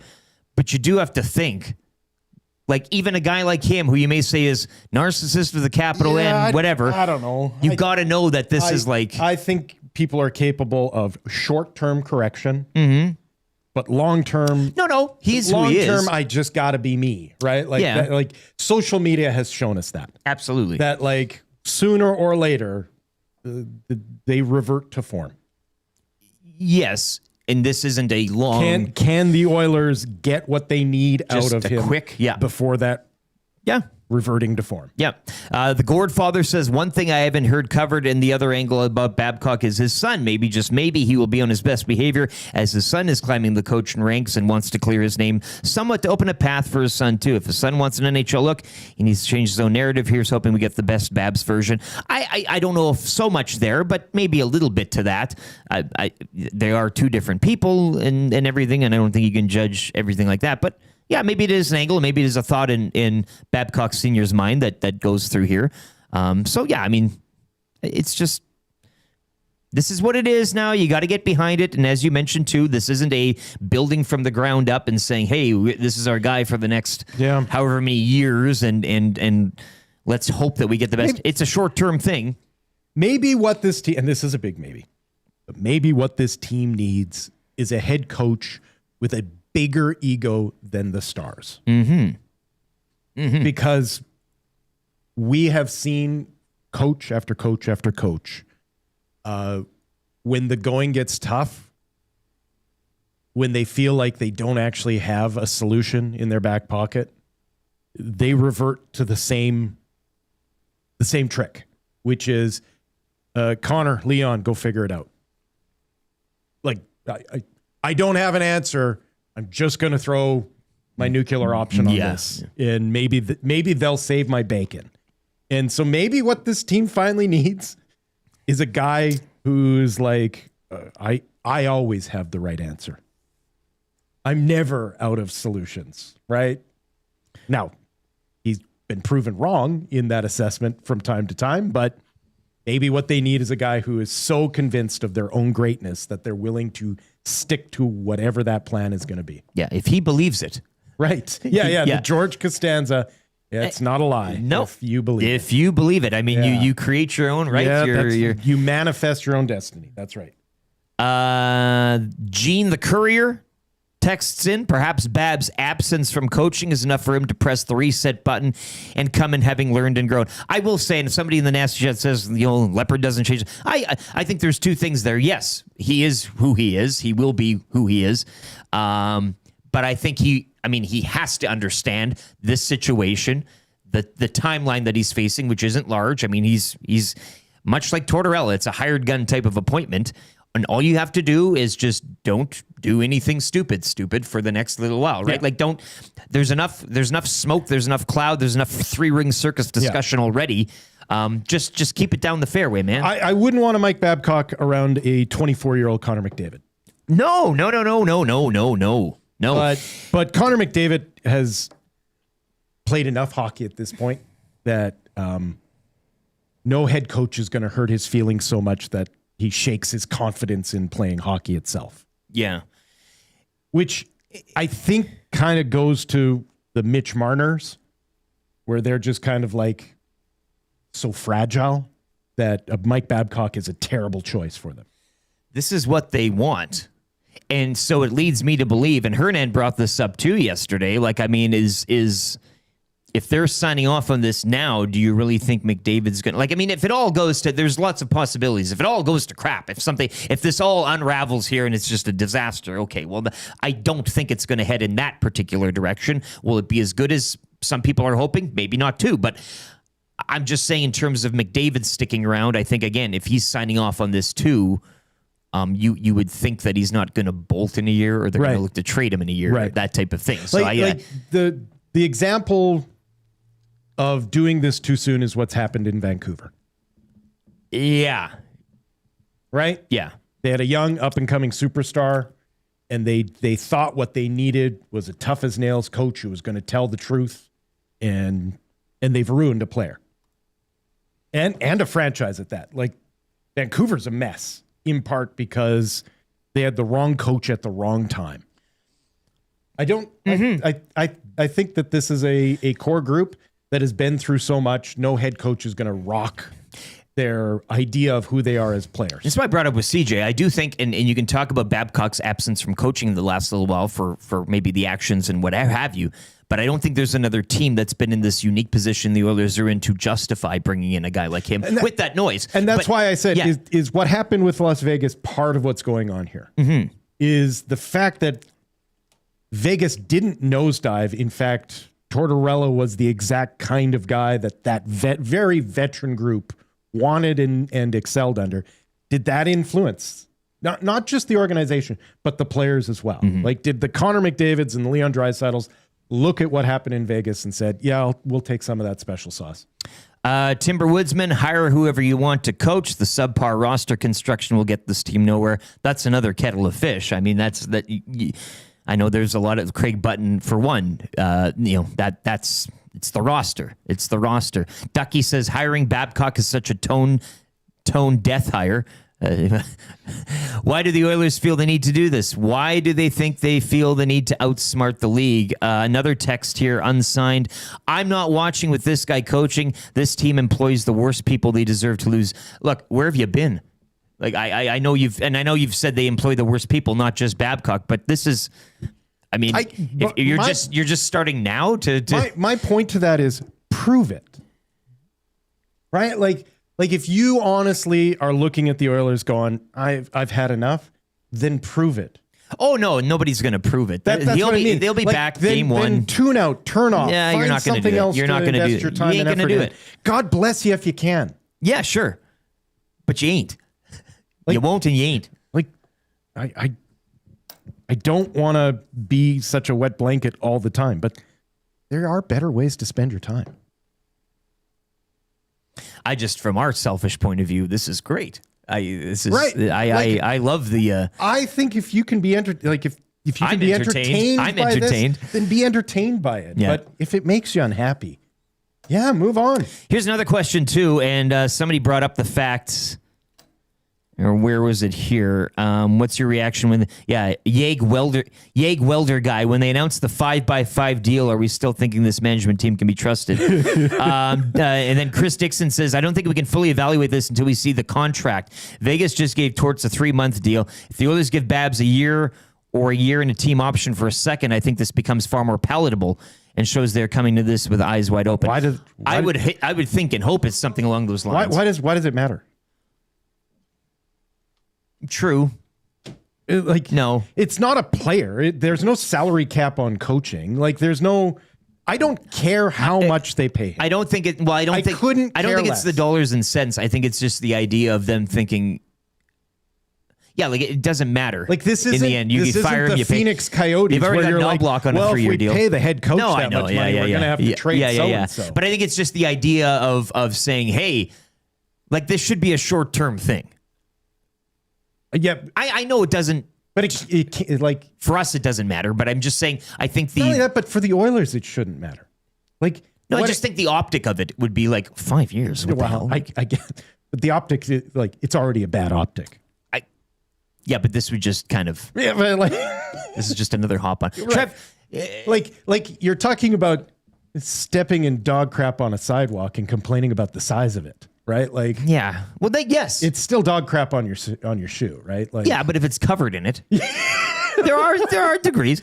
Yeah, but you're still gonna use a hose to wash it off. Like, yeah, in the end, or a stick. Right, I find exactly. you got to get it out of the grooves. Yeah. I stepped. A couple weeks ago, I couldn't care less how much Daryl Cates spends on. His No. Because this is a Daryl Cates decision. I don't think it's the money. It's just his money. He can do with it what he wants. I get that. I just think if you're giving the term, it'd be like. Really? I'm thinking 2 years. Yeah. And you know what's funny? I don't think he's here for the full 2 years. Well, but this is just it. Sure. No. And it doesn't matter. We're not. Yeah, they can afford it. They're already got a coach on a 3-year deal. Like I don't care. Like I know. Like that's nothing. Of the nitpicking to do, a coach's contract is the worst because it's the least consequential. No. As it is, but it's just again. And I know you said the optics already what it is, but I just think it adds on to it. I think that this town there's a certain amount of this fan base that is stuck in 1999, and the trauma of the small market franchise. We can't get enough money. Like that's not what this is. No. Right? Like it's we not are the money. so far past it. We have an owner who is a billionaire, and not a fake billionaire, a very real. Billionaire who he earns more money on interest than he could spend in a lifetime. So if he wants to waste it, let him waste it. Trev, your thoughts on this whole thing? Because I know when it was first floated, the idea Dustin was very adamant and fired up. That was very. You were coming from just a hockey standpoint. Yeah. Where are you today? Where am I today? I think I'm probably right in the middle. I was very for it. Right when I heard it, I was like, oh, okay, this is funny. And then I mean, he was always the guy for me growing up. I said this before on air, Will, but like he was my generation's Bowman, Scotty Bowman. Like all I remember growing up was Mike Babcock. He was the best coach. And so I was like, Mike sweet. Keenan might be more apt. Yeah, maybe. And so I was like, okay, and I know it comes with the baggage, but what if it didn't? Like, that's what I was always telling myself. What if it didn't come with the baggage? You're getting a really damn good coach. And so I keep on saying that. But then my opinion kind of changed when we had Luke Gazdick on last week. Yeah. And he said, it's a privilege. You know how many times I was a grinder. I had to work like my butt off to play a game, to get a shift. I heard it so often. It is a privilege, Luke, to be in the NHL. You know that? And I think that it should go for coaches, not just players. It absolutely should go for coaches as well. And so that kind of, I was like, you know what, that's very well said. And I can get by that. I really can. And now here we are. It's been given the green light. I see the pros and I'm like, yeah, you know what? I think he might be able to get Connor Leon to focus defense first. I think he might be able to roll out lines 1 through 4, and that will help this team substantially. That was a knob block. He was so guilty of it, as was Woodcroft and Tippett before him, right? And then as well as the nuclear option. I think Babcock's going to steer clear from that. I really, really do. But it's I kind of worry for the younger guys in the room. How will he ice them? And then obviously the baggage that he brings. So I like the coach that they're getting. I don't like the person. See, and this is interesting. JKB says, and I'm more with you there, but he says, I'm a Canadian hockey fan. I can tolerate my team employing an abusive coach. But Babcock hasn't been successful in the modern NHL. Why rehire a guy who hasn't won a series in over a decade? Yeah. There are people that aren't so sold on the X's and O's hockey either. You can take all the other stuff that's happened with him. That's over here. Then you just talk about the hockey. Do you think, Will, that he will provide? I mean, again, he's been out of the game for a variety of reasons, but the success as well. I mean, his time in Toronto wasn't exactly glowing in terms of, success on the ice and getting past an opening round or what have you. So, I mean, does that kind of, modern day game in him? Like, because again, you said you would have liked Babcock, but years ago. Yeah. So absolutely. Are you getting? Well, and that's the thing. I will say, that was a young Toronto team. His star players were essentially rookies when he first got there. Yeah. And nothing has happened in Toronto. It's since. Toronto. Yeah, exactly. Yeah, nothing has happened in Toronto since that makes you think coaching was the problem. Sure. Yeah. I don't know. There's a curse there. It's a pressure thing. They've made bad calls. They make bad calls, and their players just don't live up to the big moments, as we've seen. So, how much of that do you put on the coach? Right. Because we've seen Mitch Marner all of a sudden the success he's had. Yeah. Zach Hyman, other players. And we've seen Babcock's success come with whether it be at the Olympic or in Detroit with good. I think the made to win now. I think the Hyman is the interesting one to me, because we know the esteem in which he is held within the Oilers dressing room. Yes. And the fact that he has played for Mike Babcock in Toronto, and this seems like a core group of guys that are driving the bus on hiring Mike Babcock. How do you argue with him leading the way, right? It's tough for anyone on the outside to say we know more than Zach Hyman on this issue. And when Zach Hyman speaks, a lot of the players, every player listens. Absolutely. And so I take, and that's what Luke said as well. You got it. He was like, it's a privilege, but he's like, Zach Hyman, he's given this the green light. If Zach Hyman gives it the green light, who are we to argue? And he is, and he just spoke so highly of Zach. He's like, he's just the greatest guy, one of the best guys I've ever met. Yeah. And that tells me a lot. Yeah. And then it was funny yesterday. I was when I was hosting Two Guys and a Goalie, I brought up I forget the agent, but he said every single one. Pavel Datsyuk, I think I can bring it up here, but yeah, he had several agents, and Kirill Marchenko, Ilya Mikheyev, and Nikita Zaitsev, and he was like, Dan Milstein was the agent, and he said, none of my agents have ever complained about him once. They absolutely loved it. So I brought that up. And then on the drive home, I was listening to another player. He was on TSN 1050, I believe. Mm-hmm. He was like, he was the only coach that ever made me hate hockey. So then I was never mind that. I don't know. The negative camp is extremely loud online. It's a tug of war. Yeah, right? Yeah. But the negative camp is, the Commodores of the world. I mean, they're all out there and they're, they're profanity laden rants on Babcock or whatever. And they're not wrong. They can say that. But it seems to me like the Hyman side and all these other guys, and you mentioned Milstein and the players that he reps, you never really hear any of that. No. Unless they're directly asked and they're like, oh, yeah, no, it's good. They enjoyed it. It's good. Yeah. Nothing wrong. So I don't know. Yeah. No, I think the guy is a certifiable jerk. Yeah. And I think he's a bully. Okay. And I think he probably verbally abuses certain players. And I think that dressing room is okay with it. Yeah. I think so too. And one thing Milstein said, Some he's girls like that guy, My right? clients, they want to win. They want to do whatever it takes to win. And Babcock, he brings that. Like he'll do things that certain coaches won't do. And what does Connor and Leon want to do more than anything? Win. And that's obviously Babcock's mentality. So they're all for it, for sure.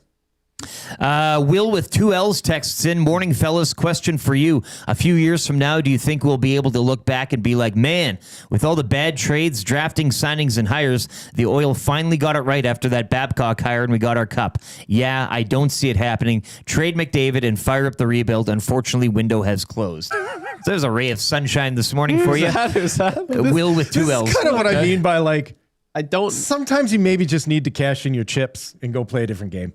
Sure. Because I don't think you're think you're enjoying this. That's me, Will. Yeah, like I'm on the way there for sure. Like just choose to be entertained. Like ask, is this entertaining me? And be just entertained by it. But unfortunately, it's entertaining everyone else except for Oilers fans. Yeah, unfortunately, so many people have decided that no, this is my identity. And I don't care if I'm entertained. I'm cared if I feel good about myself.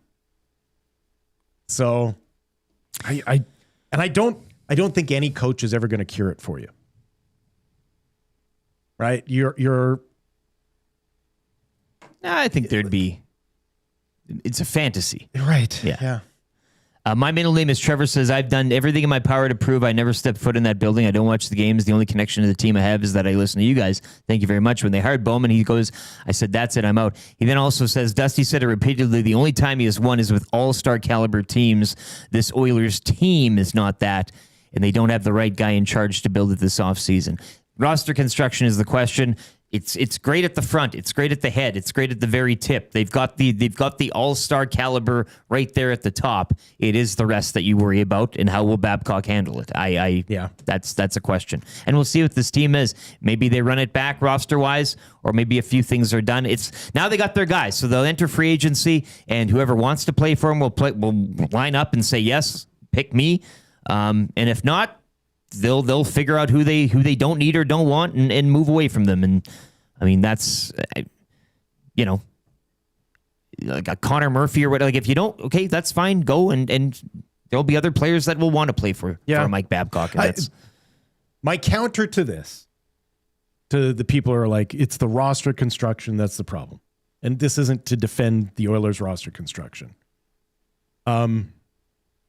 But the 2 Stanley Cups that were won before this year were won by a team that lost their number 1 center and couldn't make the playoffs. So, like, don't discount how important having the superstar at the top is. Like, stop thinking that the problem is the third and the fourth line. Well, if you look into some numbers sometimes. This is like the Florida Panthers, we all thought were a brilliantly built team that had all the depth in the world. They lose Sasha Barkov and they can't make the playoffs. Is that a brilliantly assembled roster then? Are they the deepest team we've ever seen? Or were they exposed because one player went down due to injury? So we have such a hyper focus on the Edmonton Oilers. We forget that there's 31 other teams out there who all have their own problems. Yes. And their own warts. And we're so blind to it as well. Like the Florida Panthers did not make the playoffs this year after winning back-to-back Stanley Cups. What changed? Well, Sasha Barkov got injured. But I thought they were supposed to be this brilliant organization that had the smartest GM and the best head coach. That should be enough to at least allow you to make the playoffs, shouldn't it? Well, they tooled down and said, they it's realized still the head coach. Yeah. Hey, you don't get relegated. It it's doesn't still matter. The general manager. I know. Didn't try as hard. Long couple runs, man. They just kind of said, take a year off. They're the only team that won more games than the Oilers over that span when it came to the postseason. But we're not allowed to do that with the Edmonton Oilers this past year and just basically go, they've played a lot of hockey. Well, the spine was broke too. All of their centers were hurt. Yeah. Pretty exhausted. Gene the Courier back in. We'll end it here. One card makes the difference between a flush and a royal flush. This is the card the Oilers need in Mike Babcock. So there you go. Gene the Courier, thanks so much. Thanks for everybody texting in. Let's move on here. We got lots to get to. We got 3 questions too many coming up, and kind of easy trivia up next. If you'd like to take a swing at kind of easy trivia today, we got how many here? 7, Will, questions? 6. Okay, so now we're just making it up as we go here. But if you want to win $25 to Mr. Mike's, that is on the line. You still kind of only easy need to trivia. get 3 right. You still only need, well, I guess now, 3 out of 6. You'll probably get to Mr. Mike somehow, some way. We'll get you there. If you want to play, text in 780-218-9999. Say, Trev, I want to play. He will pick one of you, and you'll be up next on a kind of easy trivia. 3 questions too many as well. We do have a question here on the Sutter Family Farm auction, which is going down this weekend. So if you have any other questions, get them in. 780-218-9999. Sobeys and Safeway Liquor Beer of the Week will be joined in the studio by Andrea from SYC Brewing. That's coming up at around 8:30. Your next chance at $50 to Sobeys and Safeway Liquor. Beautiful morning for a walk from SYC. I wonder if she's walking. Yeah, well, we'll carrying the beer on the head. Yeah, exactly. Yeah. And the rap for William Huff all still to come in hour number 3. If you're listening on 95.7 Cruise FM, we'll get a quick traffic update from the one and only Pauline Higgins. And a sports update right now with YouTube Trev. It is for Windsor Plywood Leduc, locally owned and operated, serving Leduc and the surrounding area since 1993. Doors, flooring, baseboards, and of course, plywood. Go see the knowledgeable staff at Windsor Plywood Leduc. Will Fraser and for Dustin Nielsen, Lieutenant Eric. The Nielson Show brought to you by Weiss Johnston. We'll be back in a couple of minutes.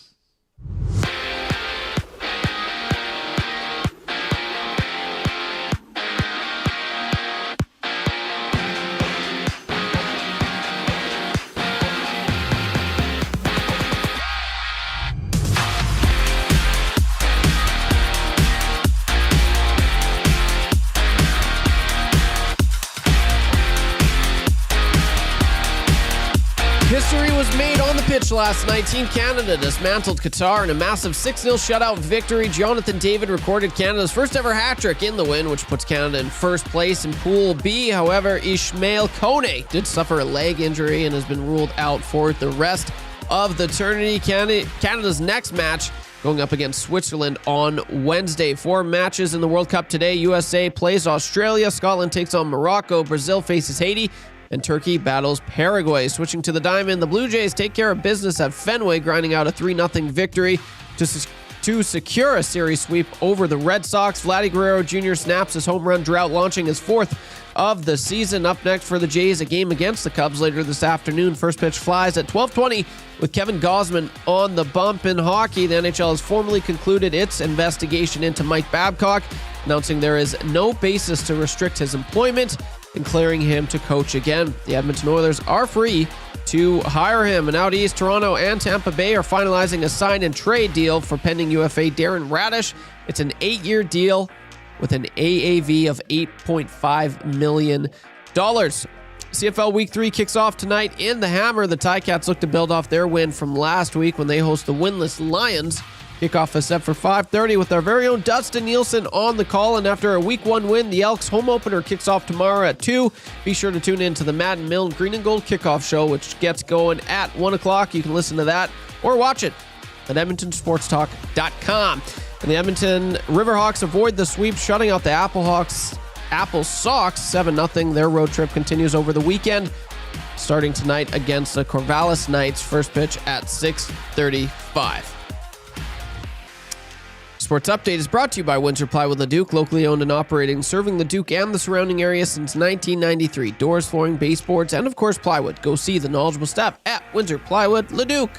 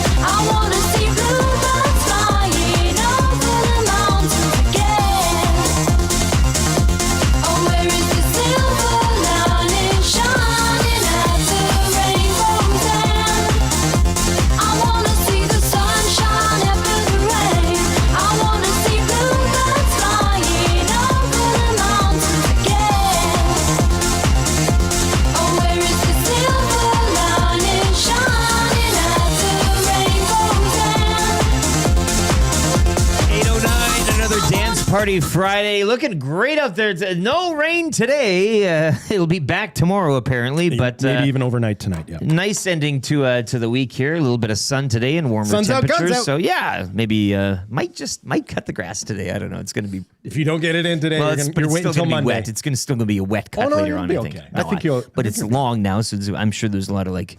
I don't know if that day. I don't know if it's going to be hot enough today to suck all that moisture up. But yeah, I got the lawn cut on Monday. Like, it's sort of like looking at the 7-day forecast. I was like, well, better cut it today. You got to squeeze it in. Yeah, people will be ripping those cords later on this afternoon like nobody's business. Will Fraser in for Dustin Nielsen. Dusty's got the call tonight. Do you still have the gas-powered mower? Oh yeah.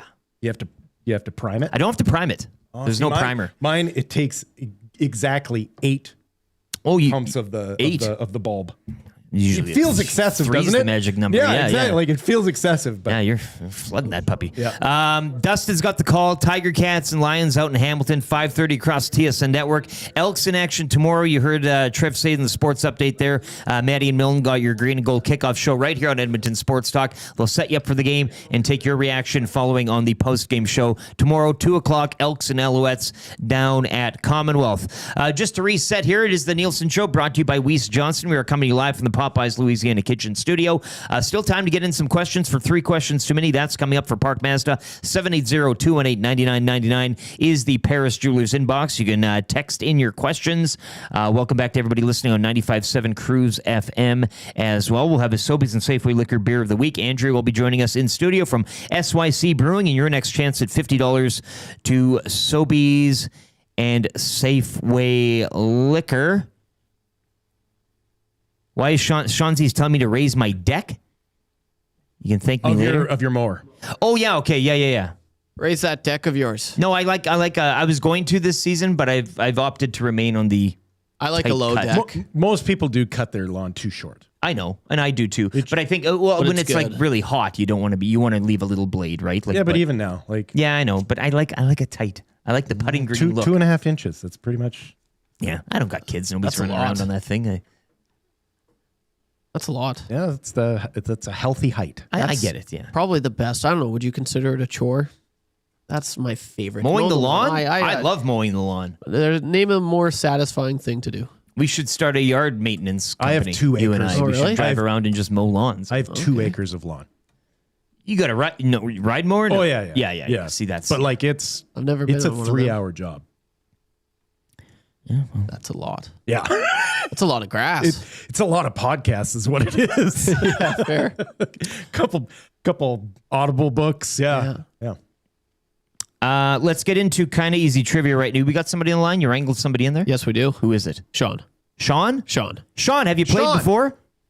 Nope, first time. Oh, I love it. So you're playing for Mr. Mike's here. Remember your best summer, Sean? Yeah, well, this one's about to top it. Welcome to Camp Mike's at Mr. Mike's.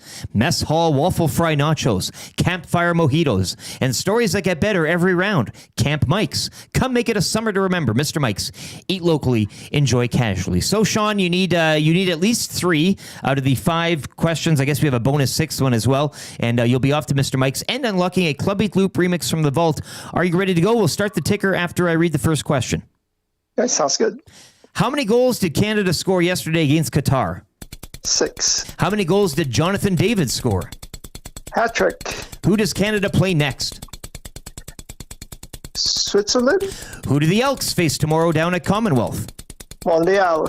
Have the Oilers signed a head coach yet? Maybe Tuesday. Yeah, and then why are we talking about it so much? That's the question. Off season? What off season? Exactly. 6 for 6. Congratulations, Sean. You're going to Mr. Mike's. Who told you to put the cheese on? Who do the Elks face tomorrow down at Commonwealth? Montreal. I have not viewed my full standings yet. Really? Certainly had a lot of work. Maybe Tuesday. I check my throughout the night. I like to see whose ass I am picking. Every time the alarm rings at my house, I know when I turn the alarm off, there's 29 teams trying to beat my brains. We have 2 types of fans. We have paying customers, and we have people that watch the game that we still care about. But certainly the people that go to the games and support her. That's a joke. Did I tell you to put the cheese on? I didn't tell you to put the cheese on. That's a joke. You people with the cheese. It never ends. He won the Australian Masters just 5 months ago in November and won the Gold Coat. Pissing me off right now. Just thinking about it. There it is! Adam Scott! Yippee, we got 2 points. That was my first thought. A life changer. Unbelievable magical moment. He is now officially the Wizard of Oz. The Wizard of Oz. Claude Noel in there. Remember him? What's he doing these days? Is he? Yeah. Phone him up. Maybe he can get back in the part league. of the staff. Yeah. Oh, I like that. I like that. Congratulations to Sean with a little flair as well in his answers. He goes 6 for 6. He's off to Camp Mike's at Mr. Mike's and $25 richer in Mr. Mike's GC. 3 questions too many right now for the great staff at Park Mazda and dealer principal Mitch Lewicki, who went 7 out of 6 on trivia this morning. Park Mazda, your dealer for life. Social media, where can people follow you? Will, where can people follow you on social media? You want to give out your accounts? Do not. It is poison to your brain. Do you even have like a YouTube account? Like, you have any sort of... Don't worry about it. Okay. I won't. Trev, where can people follow you? But you keep asking. Well, maybe one of these days you'll say, you know what, thanks. The day I don't ask is the day you'll be back online. The day I answer is the day you need to start worrying about me. Maybe. Ooh, things have gotten dark for Will. He's on the socials. You should just have a social media account, guy that rides lawnmower for 2 hours. Lawnmower thoughts. There's one. You could have a... Trev, where can people follow you? Everything. Give us the whole bit. YouTube_Trev on Twitter and Instagram. And I'm actually going to change my name to YouTube_Trev as well on TikTok. I'm going to start uploading on there. What are you now? Trev1582353? It's my YouTube channel name. Above oh, yes. You got to separate business from... Yeah, I think so. Yeah. So, and I'm going to be doing, guess what kind of content on there? Dance. You're Disc just doing golf, dances? baby. Oh, okay. Yeah. Disc golf. Yeah. So I'll be uploading a few vids. How is your game coming along? Oh, awesome. Is it? Yes. Oh, man. It is a talent. I can sling that. It is a talent. Yeah, man. I've gotten pretty solid. My Have you worked on any rollers yet? I've never done a roller. Those guys that can do the rollers are wild. I know. It is. I always I kind of make fun of people that do it. Yeah. I'm not gonna lie. I just like to let's throw it. Anyone can roll it. You know what I mean? No, but anyone can't But to make it bend and go to, that's pretty cool. But I don't know. There's something cooler about just hucking that thing and see it go. So do you have a full set? Yeah. I've gone with a few listeners. I've had a lot of fun with it, Will. Yeah. We should go out sometime. There are some good courses around Edmonton. Yeah, there are. Yeah. And I happen to be right by one. There's one out in the Grove. You want to come out to the Grove? Well, that'd be cool. Yes, I would. I would love that a lot. Anyway, disc golf. That's what will be on the... Yeah. Yeah, on YouTube. Yeah. And maybe soccer hooliganism as well moving forward. Oh, yeah. Yeah. I'm going to be kicking the ball. I pumped up my balls for this weekend. Go on. For this weekend. Oh, yeah. But the weather is, like you said, it's not going to be that great. But I've got 3 soccer balls. That's soccer. Yeah, rather deflating. I've got 3 soccer balls weather that I is what pumped that up. is. Yeah. Well, yeah. The weather this weekend is Liverpool in November, man. Or what they say is you haven't won until you play a rainy game in Stoke or whatever it is. Somebody said that, I'm sure. Yep. You should follow club ball. You should find a club team. Yeah. Whether it be in Spain, Italy, or England or something, or Germany, the Bundesliga. On the Uber ride home yesterday, I reached out to my old captain. And I said, hey, when's the new season start? Ah, look at that. I've just got I'm itching to play after watching yesterday's game. So that's great. Question number 1 today is National Garfield the Cat Day. What was your favorite newspaper comic? Oh, I had a lot. I grew up in the heyday. Sure. So, I'll give you a list. Bloom County was unreal. Bloom County was some of the best, societal criticism you will ever see. I mean, there's the easy ones. Far Side. Unreal. That to me, right? Going to the dentist and say you'd go there in the waiting room. They had those flip through books, the thick, and that's heaven. I mean, obviously Calvin and Hobbes. Peanuts. I have the entire collection, and my son will still just sit in his room reading Calvin and Hobbes and laughing out loud to himself. What about old Andy Capp? Andy Capp. Hey, he was anytime me and the fellow. missus were having a problem, I'd read a little Andy Capp and be like, "Now that's a husband." If you don't know, Andy Cap beat his wife. Couldn't run those comics in today's day and age, eh? Yeah. Just awful. Just absolutely horrible. Yeah, and then it's the way it was, You'll Will. like read a Ziggy and you'll be like, really? What were we doing? So yeah, late 80s, early 90s, much like the music scene was kind of peak. Yeah. Like, what was that Norwegian one where they were all the Vikings? You remember that one too? Asterix. Asterix, yes. I think it was French, actually. It was French? Okay. I mean, it was about Vikings, but I yeah. think it was a French comic. Yeah, you're right there. Yeah. Trev, do you want to take us? Are you just a Garfield guy, or is it kind of you're not a not comic books, but just the comic strips? You're too young. Yeah, like, I know. That's like if you had experienced Bloom County, you'd be like, you had the sports stats page, and then you had the comics page. And that was it. Yeah. Wrong era for me. Hit us up on the chat if you remember Bloom County. Yeah, Cerner says Bloom County. Yeah. Opus and Bill the Cat are my gods. Yeah, Bill the Cat. Bill the Cat ran for president. Like Hagar the Horrible is what I was thinking of. They had a whole like critique on the war on drugs. Reagan era war on drugs because they said that Bill the Cat's when he sweat, he let off a pheromone that they could then bottle and sell as a highly potent drug. What? Yeah. Yeah, Hagar the Horrible is I was thinking of, not Asterix. Oh, Hagar the Horrible. Hagar That's the Horrible. right. Yeah. Okay. Mick Diesel has 780 says Dilbert. The Dilbert comics took a dark turn there. Well, I know, but just the Took a comic dark in itself turn, were kind of they were whatever. They were awful. Marmaduke, Dilbert, and Kathy were the ones that you'd be like, I must not be old enough to understand this humor. Kathy was lame. Yes. That was Yeah. Dilbert and Kathy should have died like Thelma and Louise. We're going back to that again, eh? Jody Cerner says Fritz the Cat. Now that's a show. Hey, I What a got Trev pervert. involved with Fritz You're the a real Cat. Yeah, Yeah. It's a great show. It is a great show. I like that one. Yeah. Of course you did. What? Good. It's funny. It is funny. It's got a lot in it. Your favorite comic, 780-218-9999, or in the nasty chat as well. Just a nice kind of Wizard of Id, Ripsody Step. Yeah, that's another. Yeah. Family Circus. Yeah, a lot of people's Family Another Circus. one where like you read it and going, I think there's a punchline in here somewhere. I can't find it. I don't know. For the life of me, I can't find it. Just a slice of life. Yeah. Question number 2, with the Sutter Family Farm auction going down this weekend, what is one item that you wouldn't mind placing a bid on? Now, again, I don't have the full list in front of me here. He's got some heavy equipment, machinery, that type of thing. I'm also probably looking at maybe, knickknacks, stuff like that. Like, I wonder if he's got an old pail. Yeah, like if he's got like a pneumatic post driver. So you're just looking for needs. Yeah, You're exactly. Straight up needs. Yeah, Nothing like, sentimental here. I mean, those things are handy. Yeah. So maybe a post driver. Yeah. And you can see this was Daryl Sutter's post driver. Conversation piece, if you will. Yeah. What would you get at the Sutter Family Farm auction this weekend? Or maybe you are going to partake. Let us know. 780-218-9999. A set of badminton rackets. Which? A set of badminton rackets out of the garage. Yeah, see, this is what I want. Yeah, nothing to do with the farm. But just like, some weird stuff. Yeah. I'm sure there's the kids would play with it on Canada Day. Sure. Yeah.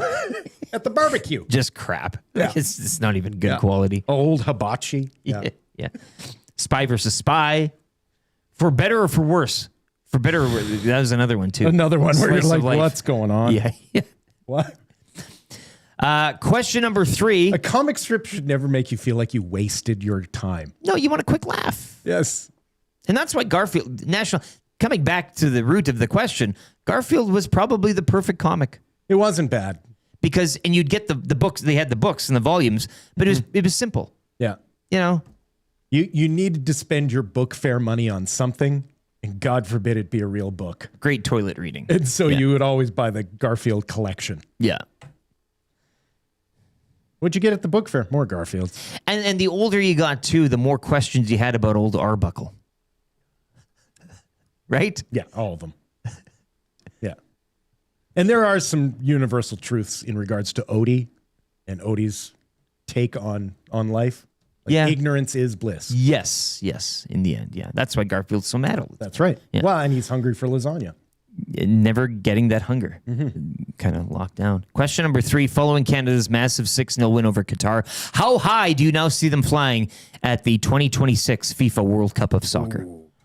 Now, because again, this might 6-0 game is never going to kill my pessimism when it comes to Canadian soccer. Absolutely. And so I think they make it obviously into the knockout round. Do they win the group? They don't. Really? I can't. This is the pessimism again. They've flown too high. But they have to come back down. You're looking at right now, again, there are 4 points with Switzerland, top of the group in goal differential. They have +6 to Switzerland's +3, which means like they would have to lose. If Switzerland comes in and breaks another player's leg, then I like their chances. I like Canada playing angry. I just don't think they're going to play angry against Switzerland. I just don't see them losing by 3. No. But if they lose to Switzerland, they don't win the pool. Right. Oh yeah. But I see a draw. Well, they draw, then they win the pool. But yes. I see a late goal, a heartbreaker, because that's what I've become accustomed to. I see a goal in the 83rd minute. They're really not out of the woods just yet. Mind you, though, if Bosnia would absolutely have to. They're -3 on goal differential, so they would have to really go off on Qatar, which has been done. Well, so maybe, especially if there's fallout from what happened at the end of the game. Yeah, Qatar are playing for absolutely nothing. Like that's a dangerous spot there as well. So maybe, I don't know. It is interesting, but you are right. I kind of had my mind. They would have to. Yeah, they lose anyways. It's whatever, but. I like them getting out of the group. Yeah, probably second. If I'm being, I'm hoping for a win. I'm hoping for them to be able to stay in Vancouver for the next 3 games. And I don't know how the bracket shakes up again in terms of potential opponents and who they might face coming out of that. I'm sure somebody's got that. Let me know, because that's obviously getting out of the group, playing outside of the group for one match. That's a win for me. I'm taking it and moving on here as they've got their first win last night and in fine fashion, 6-0 over Qatar. Let's dive back into the Paris Jewelers inbox here quickly. The comics texts are I opened a can of worms with that. Yeah. Kind of getting flooded with the comics. Tapwater says, I want the old rusty bucket of assorted nuts and bolts from the Sutter family farm. After I sort through it, I hope to find his 2014 Stanley Cup ring in the mix. Wouldn't that be something? Yeah, he loses it and you find it in the thing. Does the Sutter family strike you as a family that has a disorganized bucket of bolts?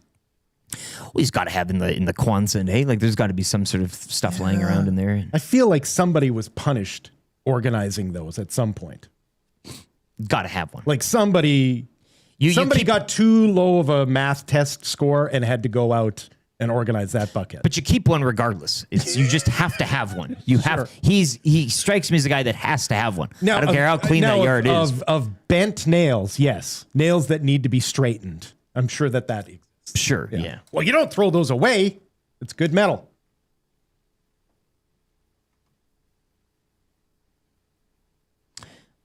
Loom Toon says, my grandmother was a librarian. She helped me while I was learning to read with Calvin and Hobbes. So there you go. Yeah. Introduction to reading via Calvin and Hobbes. Do Playboy still have comics? Casino Dealer Jay asks. Just speculation that they do. I've never read one. Is Playboy still in print? I don't know if it is. Yeah. Trevor? I don't know. Throw that at me. I don't know. I'm not saying you bought one. I'm saying he would never have a reason to. You would know the gas station you could go to read them for free. No, that's not true. That is false. Completely false. I will say, boys, like confession, I've never read a newspaper in my life. A newspaper? Never. Not once. I know I was on the paper once. A few times, and I would always I cut it out, and then I've got a photo. I just saw one the other day of me, little Trev. So that was cool, but that's it. It's not a good look. I'm sorry. Don't be mad. You don't have to be sorry. You're a young man. There's no. It's the same with the Playboys. There's no reason for you to pick up a dirty magazine. Why would you? You have the internet. Yeah, like obviously at a different time I would, right? But that wasn't really anything my generation was doing. And you didn't learn to read until you were 13. So this is also true. Yeah. I struggled. McDiesel 780 says Sunshine Girl. We did when we got the sun at the old place. And do you remember Yeg Sunface? This comes up again. Sunface was one of the greatest inventions Hashtag Yeg Sunface. You can still search it up. It's still going on Twitter. It was an amalgamation of the Sunshine Girl and the back page of Mad. Yes, the magazine. fold-in. Yeah. Have you seen Yeg Sunface? No. Have you Search seen it up a on Mad Twitter right magazine? now. Hashtag YEG Sunface. Oh. Just going over some of the collections. I think I actually did a Babcock once. Oh, you did them all. There's Mac T. Yeah. There's some. Let's see. Yikes. What in the what is this? Well, at 1260, we'd get the sun for free every morning. One. Yeah, that was a double dip. Yeah. Whoa. Yeah. So I'd take the sun and I'd fold the face over it. And here's a cowboy from the rodeo. Here's someone. Is that Yakupov, I think? Probably. Yeah. Pierce this Brosnan. is cool. Yeah. Look at Cooey. Who's this smoking a cigarette? That's hysterical. Yeah. Hashtag Yeg Sunface. Some of that's Odell Willis. Yeah. There you go. Yeah. Oh my gosh. Like when we tell you that Man, Eric you did and I them were doing a dirty. very different show while the show was going on, this is part of the show. I miss this so much. I'd love. Oh, here's Shirelli. The Shirelli one's great. Is are your ice reviews still up? Oh, Yeg Waters. I lost the login to the account. You did, yeah, eh? but I've been can you trying to get it still back. search it out? Yeah. Look at that Route 2 cowboy. Yeah, right? Wait till you find Shirelli. You're going to have a laugh. I did start an account on Instagram, people on park benches. Yeah. Where I'm taking photos, and then you moralize, it's just kind of, here lies whatever. Yeah. You like to sit on this bench. Here's Iverson. Yeah, Bettman. Yeah. Did quite a few of those. It's a wide collection. Hashtag YEG Sunface on the X. Yeah, there's Shirelli. Those were the Man, days. this is my new favorite thing. It's great. You got to go through all of them. It's pretty good. Taylor Hall. Yeah. What? Yukon Jack would make a trip down the hallway every morning just to see it. I love doing that stuff. Kent Austin. All right. That's Kent Austin. Kent Austin. That's dating how far back it goes. That is a long time ago. Yeah. That's 3 questions too many for Park Mazda. All right, Sobeys and Safeway Liquor. Andrew's in the bullpen there. Okay, we'll get to her next. Sobeys and Safeway Liquor coming up. SYC Brewing is the beer this week. We'll be sampling. It'll be your next chance of $50 to Sobeys and Safeway Liquor. So get your texting fingers ready. But before that, we'll get to a sports update here with YouTube Trev. And if you're listening on 95.7 Cruise FM, a quick traffic update from Pauline Higgins. And we'll be back. Will Fraser and for Dustin Nielsen. Lieutenant Eric, it is the Nielsen Show, brought to you by Weiss Johnson.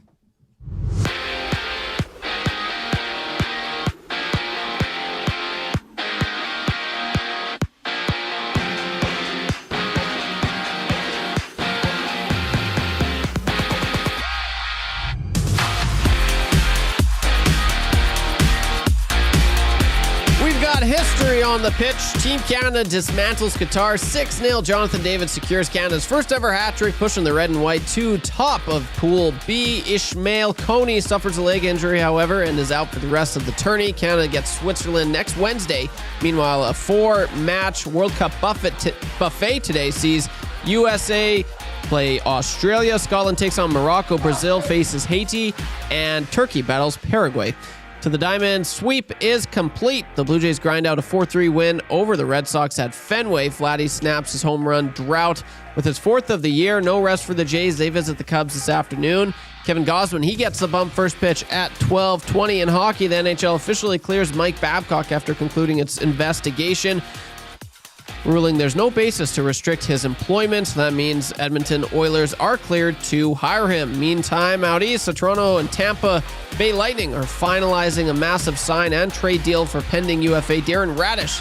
It's looking like an 8-year deal coming at $8.5 million a year. CFL Week 3 kicks off tonight in Hamilton. The Ticats host a winless BC Lions trying to build off of last week's win. Kickoff is at 5:30 with our very own Dustin Nielsen on the call. Then tomorrow, the Elks home opener kicks off at 2 o'clock. Get your preview with the Matt and Milne Green and Gold kickoff show starting at 1 right here on Edmonton Sports Talk. And finally, the Riverhawks avoid the sweep, shutting out the Apple Sox 7-0.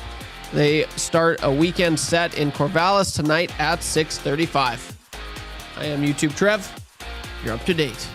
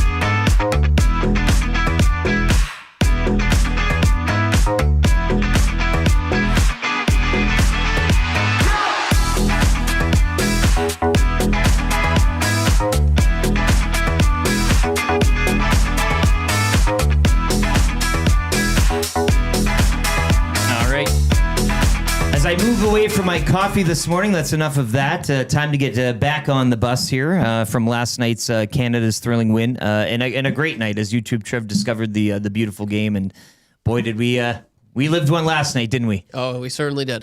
Hour 3 of the Nielson Show continues here. Lieutenant Eric, Will Fraser in for Dustin Nielsen. He's got the call tonight. CFL and TSN, Ticats and Lions from Hamilton, 5:30 across the TSN network. Want to let you know, Hour 3 of the Nielsen Show is brought to you by GD Liquidators as well, auctions and appraisals.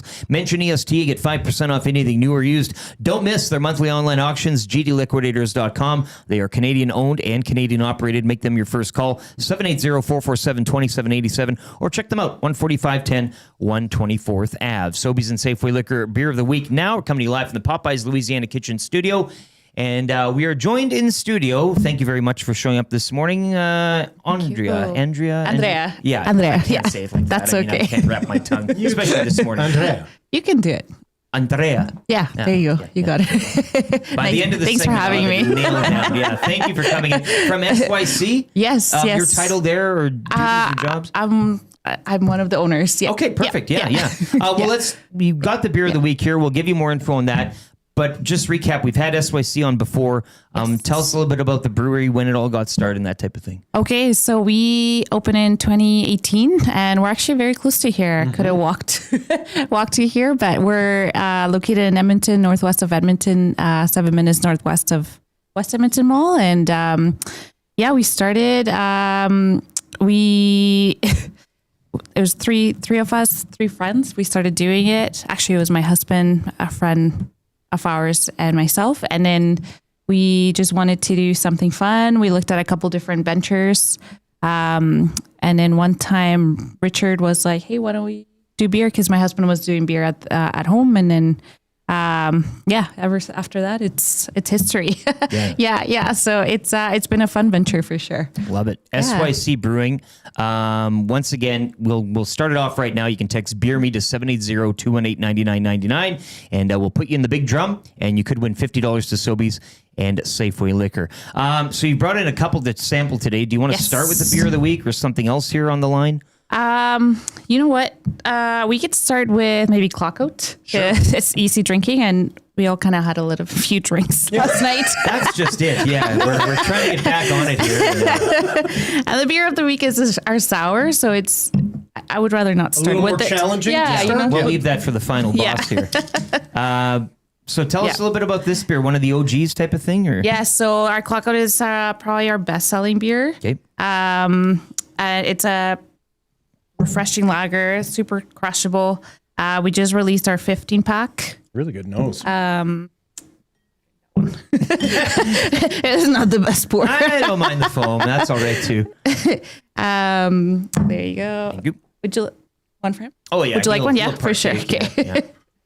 And so it's super crushable. You can give him beer, but don't care about giving him beer. Okay, so it's good. Either yeah, or. You're welcome. So this one again is the Clockout. This is our Clockout on a Clockout Friday, so we might as well start with that one. Yeah, cheers. Cheers. Well, cheers to Canada. Cheers to Canada. Yeah. Absolute.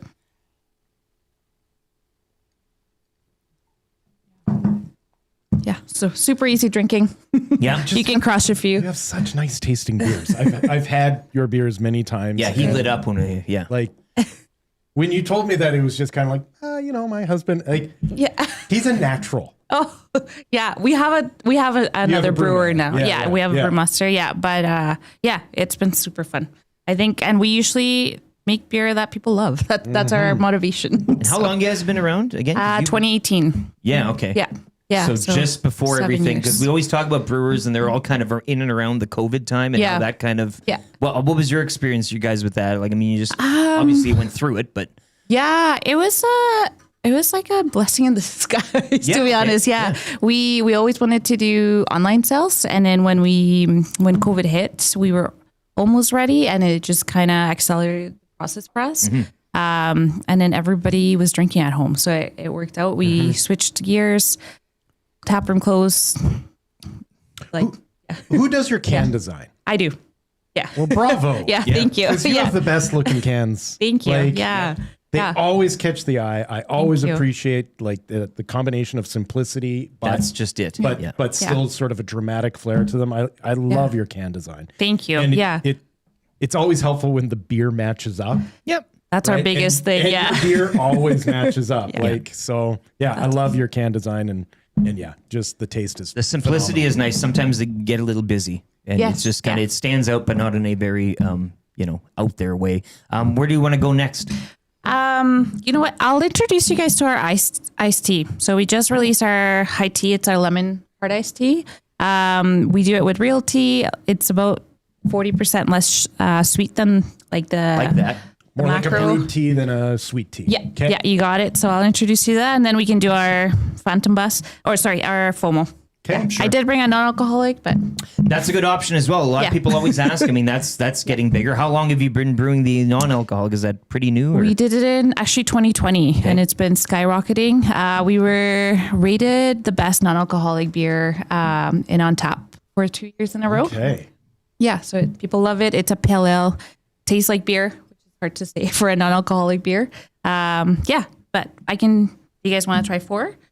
Yeah, whatever. Yes, Okay. please. Okay. Yes, please. Sounds good. Yeah, you don't got to twist us too much. 780-218-9999 is the number to text Paris Jewelers inbox. Text Beer Me, and you'll be put in the hat for a $50 GC to Sobeys and Safeway Liquor. Yeah, the non-alcoholic. My wife does the non-alcoholics now, and the SYC one is usually like it's out there and visible.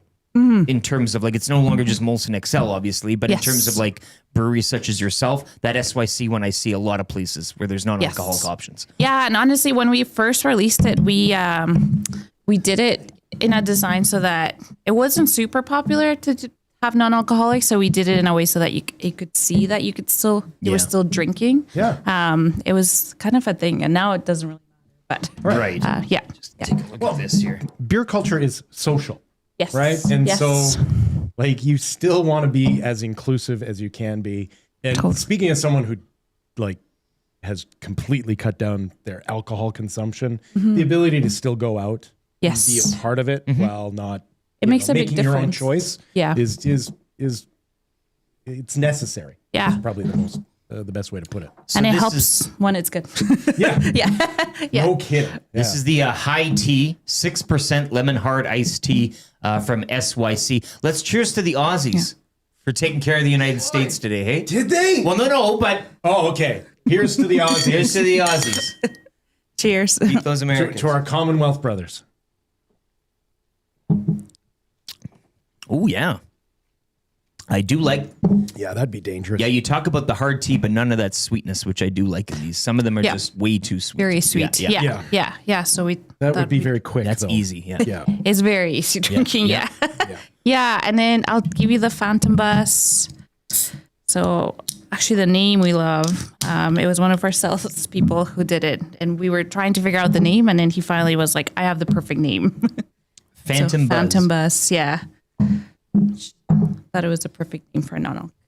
What's the El Miro one you have here? Because that place is great to go for a taco. Yeah, they have great tacos. We do collaboration beer. It's an Amber Cerveza that we do with them. And then we have our 2 IPAs. I just brought them to show people. But basically, I brought staple beers. So it's these are our staple. And then just some seasonals that I brought. Okay. Yeah, I don't know if their tacos are great. And then the Amber Cerveza is great with their food. Sure. Yeah. Awesome. Well, cheers to the Phantom Buzz and the non-alcoholic option. Yeah, cheers.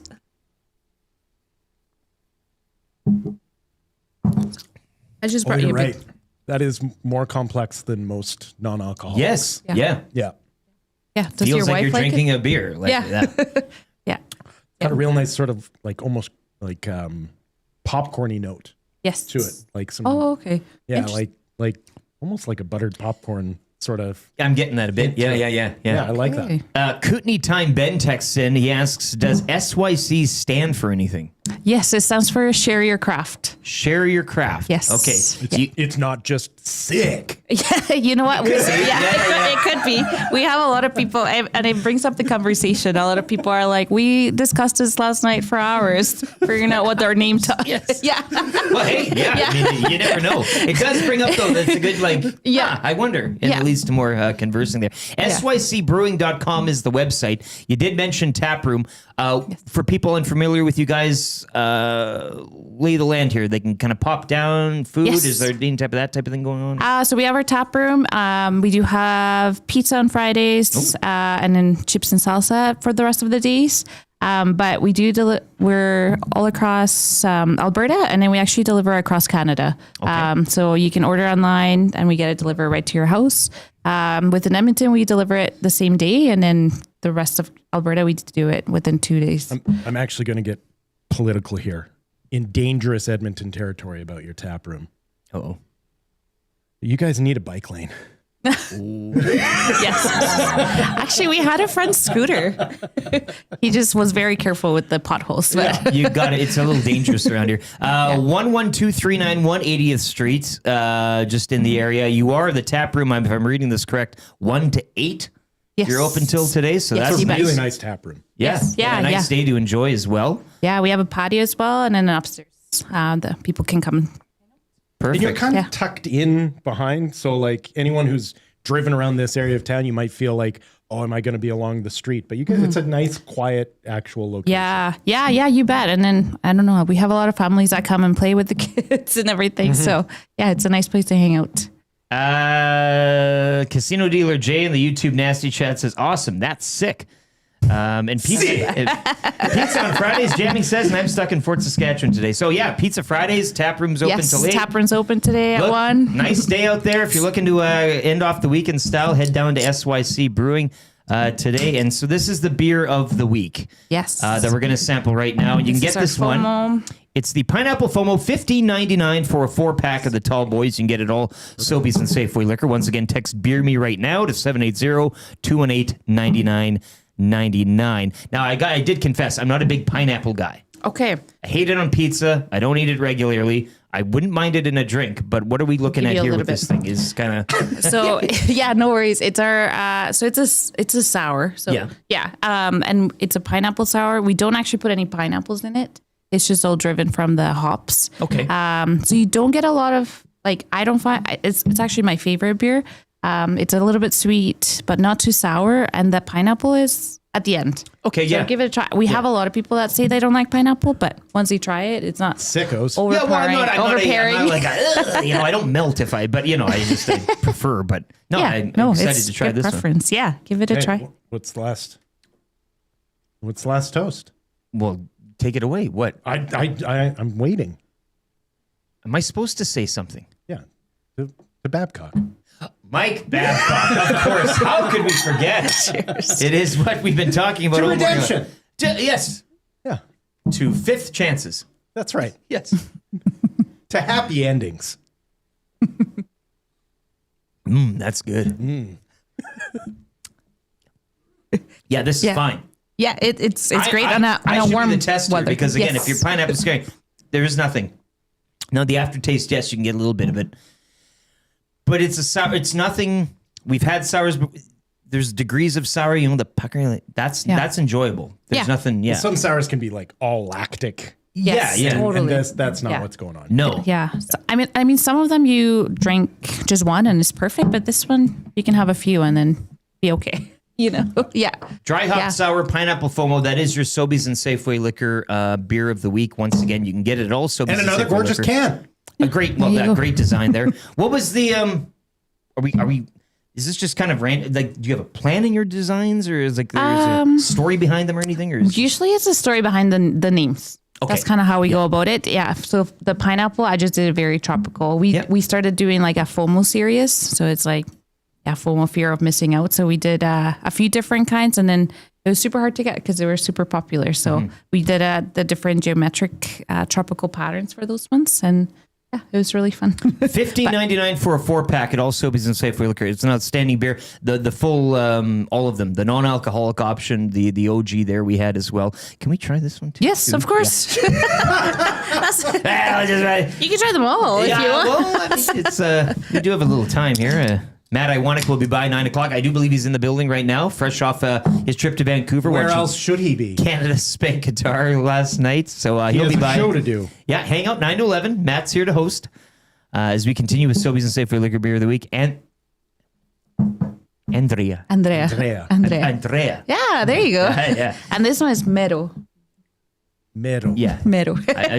El Miro. Yeah. I keep telling you, you need to download the Duolingo and get on it. I know. Yeah. So just quickly to recap on this one, and where it's kind of served, like the collaboration, I guess you have with them. So it's been served at the restaurant for maybe 2 to 3 years now. It's mostly served at the restaurant. We sometimes serve it at the tap room when it's in stock, but we got together I think it was maybe 3 years ago, and we tasted a couple of their plates, and amber service is super popular in Latin America. So then that's kind of what the inspiration was. Would you still pair this with a lime? Yes. You would? Okay. Yeah. I personally would. Yeah, and then a little bit of salt as well. Okay. Yeah. Now, Miro, 156th Street, just kind of over here, up here. Great food, great tacos, great little patio there as well. So cheers to them, and cheers to all the brews you got here. This is good stuff. Yeah. Yeah, and I have to say, our Klako Friday. Mexico's win against Korea. Oh, there you go. Yeah. Absolutely. Our clock out is also on sale on Fridays. Like every Friday, we have a clock out. Okay. Clock out sale, yeah. Well, I do like an amber cerveza more than what you usually would consider a cerveza, right? Like this is that little bit deeper texture to it really improves it. It's a little bit more mold to it. Yeah. A bit more body. All right. Well, Andrea. Yes. Thank you so much for coming in. Thanks taking for the having time us. And enjoy your Friday. Again, the tap room open till 8, SYC Brewing. For more information, sycbrewing.com. You can check it out there. Great website, just like the cans. Very easy to navigate around. If you want more information, check them out. And thank you so much for coming. Thanks for having me, and enjoy FOMO. Yes, thank you. Thanks so much.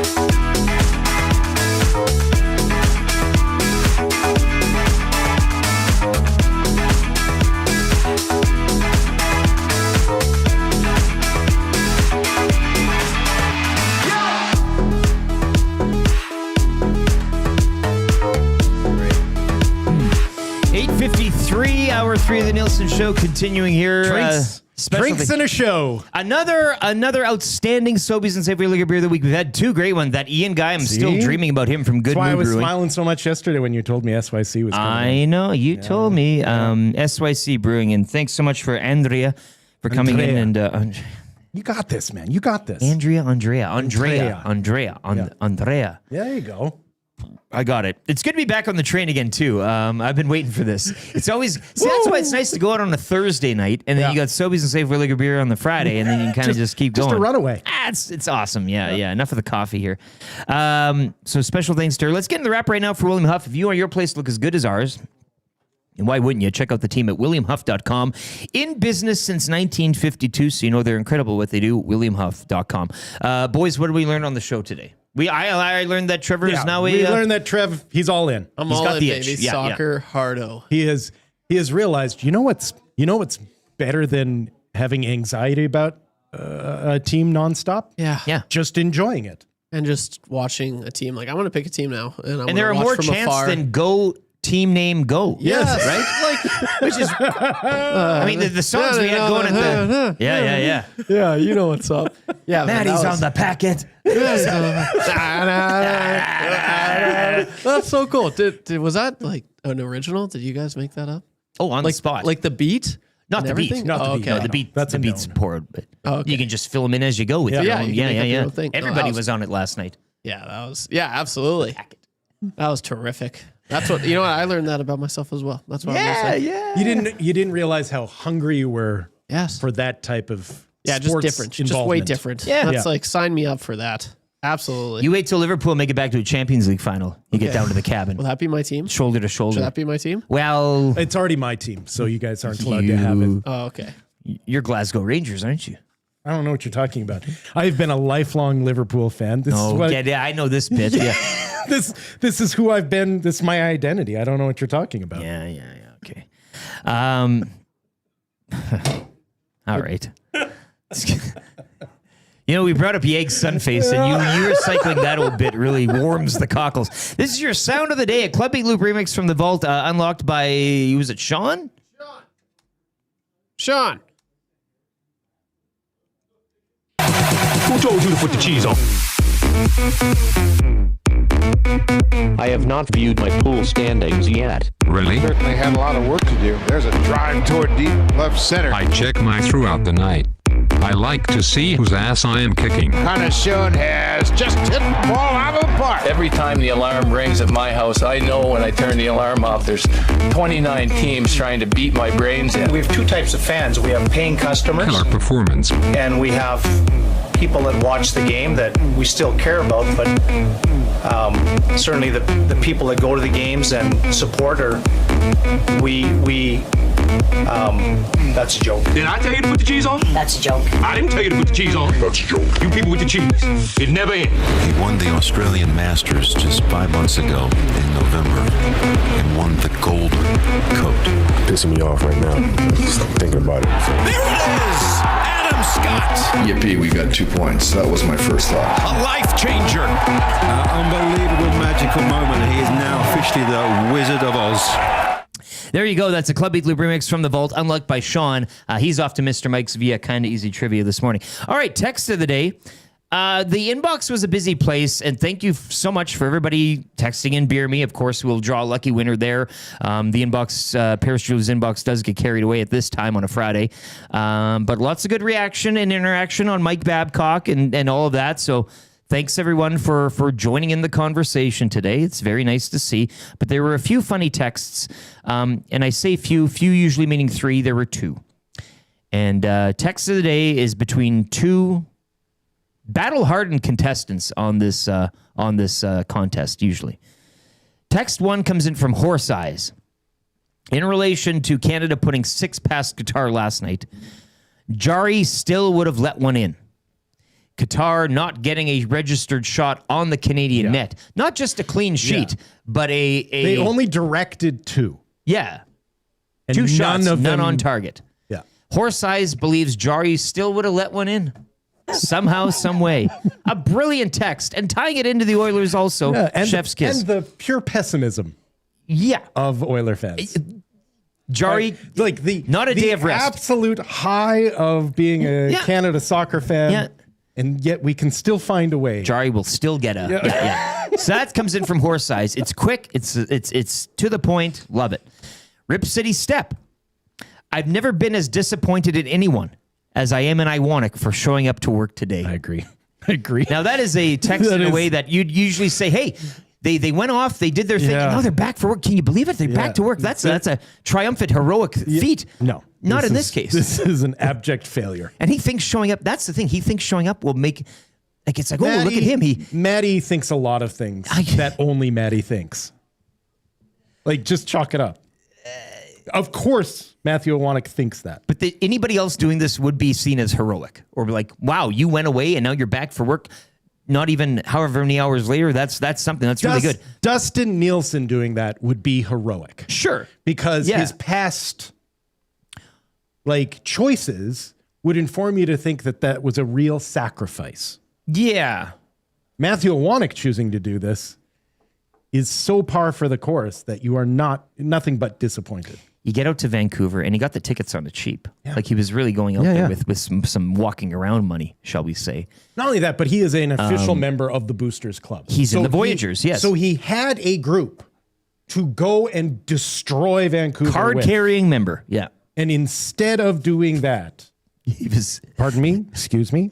I have a SkyTrain to make. Making his way. I do love him swimming upstream against the crowd to get to the airport. Somebody sees him, they know, hey, we're going to this place. I have a plane to catch. I have a plane to catch. Yeah, Rip City Step. Horse Eyes, you do great work. Aye.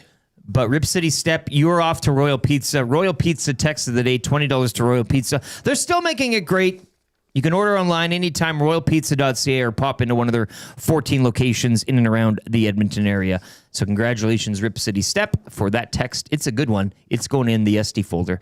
That's it. That does it for the show. Thank you so much for coming in. I'll see you. So much fun. Yeah, you'll be in again. We'll have another fun Friday or Thursday or whatever it is moving forward. To the soccer fan over here, YouTube Trev. Maddie's on the packet. Yes. What I like about this is he doesn't understand how much it's going to affect his life. I don't. Oh, Do you know what the anthem for Liverpool is? Negatory. You never walk alone. We're not there just yet, Will. You never walk alone. Maybe he doesn't choose. Maybe he's an I'm a Evertonian. Lone Ranger right now. I got to find that team. Hey, Scout's in the house. Hangouts coming up next. Once again, Matthew Iwanek hosting. Scout here as well, getting you set for Elks and Alouettes tomorrow. Dustin Nielsen has the call tonight. Week 3 in the CFL. Tiger Cats and Lions down in Hamilton. For YouTube, Trev. For Will Fraser, I'm Lieutenant Eric. Thanks so much for listening. This has been the Nielsen Show, brought to you by Weiss Johnston. If you're listening on 95.7 Cruise FM, we'll get you back to some rock music here. Leonard Skinner's Sweet Home Alabama. And if you want still more live local sports talk, head on over to Edmonton Sports Talk, and the Hangout's coming up next. Have a great weekend, everyone. We'll talk to you Monday.